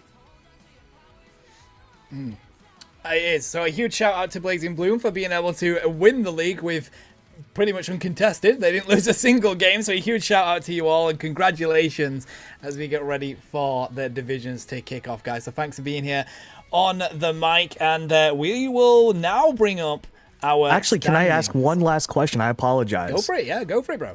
It's not really a question, more like a request. Do either of y'all have anything y'all want to say going into the official season of the Menace Rivals League? I think we are playing the official first season. Maybe the second No, one, we don't. but the first one we have some changes coming to the team, so we cannot play on the first one. No, completely understandable. I mean, by all means, we are looking forward to y'all coming back whenever y'all are ready, because again, it's been such a pleasure and honor to cast over y'all's games, honestly. So Thank you. Was a good experience for us as well. You better. We're again, gonna hold you to please that. do. We're gonna Yeah, hold you. we're gonna find y'all. All right, thanks so much to both of you. And let's get ready for our standings right now, so you can see who has got that third place, who has got that second place. We know who got first. It is, of course, Blazing Bloom. Get Lost hold strong with a brilliant set there to take second place here. Mau Mau and Bennis themselves are going to take third just by 1 point versus Rahatlakum squad. Yeah, no, Menace just barely, and Get Lost, as we were talking about, had the best chances, and you really just needed Blazing Bloom to lose two games in this set. But this is just one of those things where it's like, again, it's just up to the rest of the league for your placement. So just amazing stuff from Get Lost as well to finish in that second place, and Menace pulling it out, top three. Y'all are the namesake. We're gonna be a little hard on y'all for that. So pulling it out, at least getting y'all's top 3. And let's have, I think we've got an outcome to the bracket as well that we brought up yesterday. So now we know who won the bracket, I believe, as we have a look through the rest of this, and you see that Menace got that third place, Get Lost, of course, being second, and Blazing Bloom, well, there we go, second runner-up. Menace, they're the ones in third place, well-deserved, and it really came down to the final games to decide who was going to be taking that place. And second place, so the first runner-up, will be the incredible Get Lost with an absolutely standing defense there. And of course, first place being none other than the incredible Blazing Bloom with an undefeated record. It doesn't get any better than that, Mau Mau. No, it doesn't.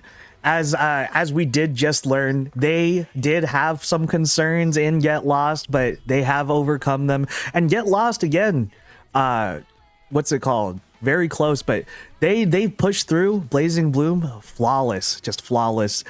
Not coming back for first season though, surprising us probably as casters and probably some other audience members, because wow, just wow, amazing stuff. But again, we're just hoping they come back in the future. And for Menace and Get Lost, I believe they will be in the official first season. So we're looking forward to how they're gonna do. And I guess we're gonna pin Blazing Bloom's hopes on Get Lost with the way they were talking about them. Yeah, they're the ones that have to be holding that crown if Blazing Bloom aren't going to be there, but they better be there eventually, because the league is definitely lesser without a team like that in it, buddy. So we will, of course, be on the mic at some point. I'm going to Florida for the next couple of weeks, so I won't be around, but we will be back. Have fun, stay away from Florida, man. We will be back nevertheless when the league kicks off and get on this mic for you, chat. I hope you've enjoyed the action that we've brought you. We are now going to end it off, so have a great morning, afternoon, evening, wherever you are, and we will catch you when the league kicks off very shortly.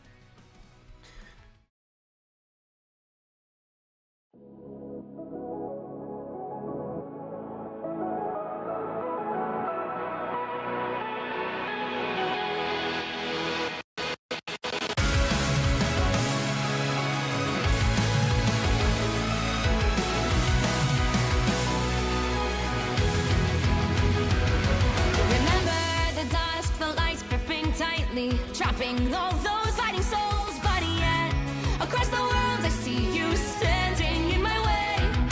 And remember the time, the place we used to fight, like the sun and moon. And I wonder if ever there was a time that we were friends. The night has fallen, shadows looming, and yes, that time has come for me to seek you out. We are set now for our last reunion. Break the chains, find your way, come find me. Do you remember who you really are? Show me that you are still the only one for me. I'll be waiting for you. Wake up, open your eyes, raising up your fists and smashing through time walls. Before the rift splinters again, we are rebels till the end. Rise up, open your minds, hold on to your powers. No one can stop us. We are rivals till the end of time. We will clash, no matter where. We will fight, pushing across time and space. 'Cause you are my destiny to the end.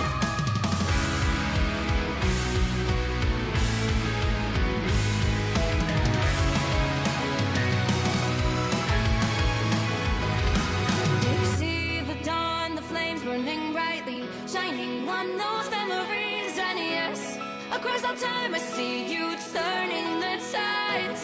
And do you see now our time, our turn? We can still fight like the wind and fire. And wonder no more that now is the only time your heart is mine. Light has fallen, darkness grows, and yes, we fight for our destiny and fate. New days smiling for the past and future. Break those chains, lead the way, fight with me. And when you wake up, open your eyes, raising up your fists and smashing through time walls. Before the rift splinters again, we are rebels till the end. Rise up, open your minds, hold on to your powers. No one can stop us. We are rivals again until the end of time.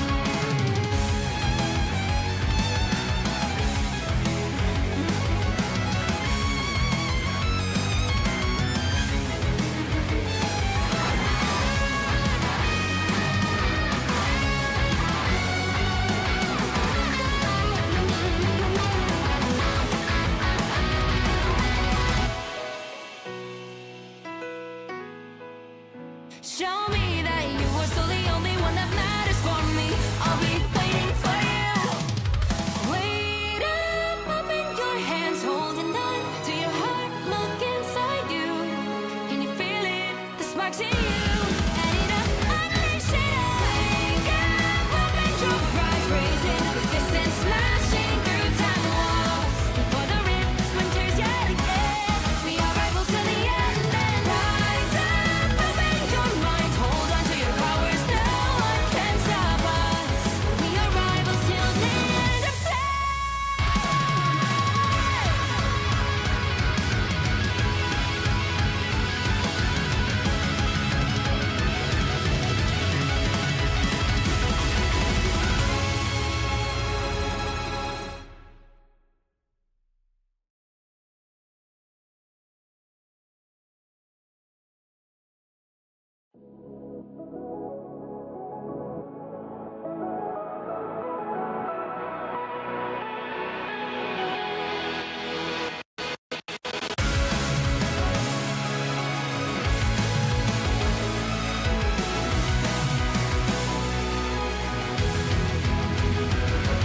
Remember the dusk, the lights gripping tightly, trapping all those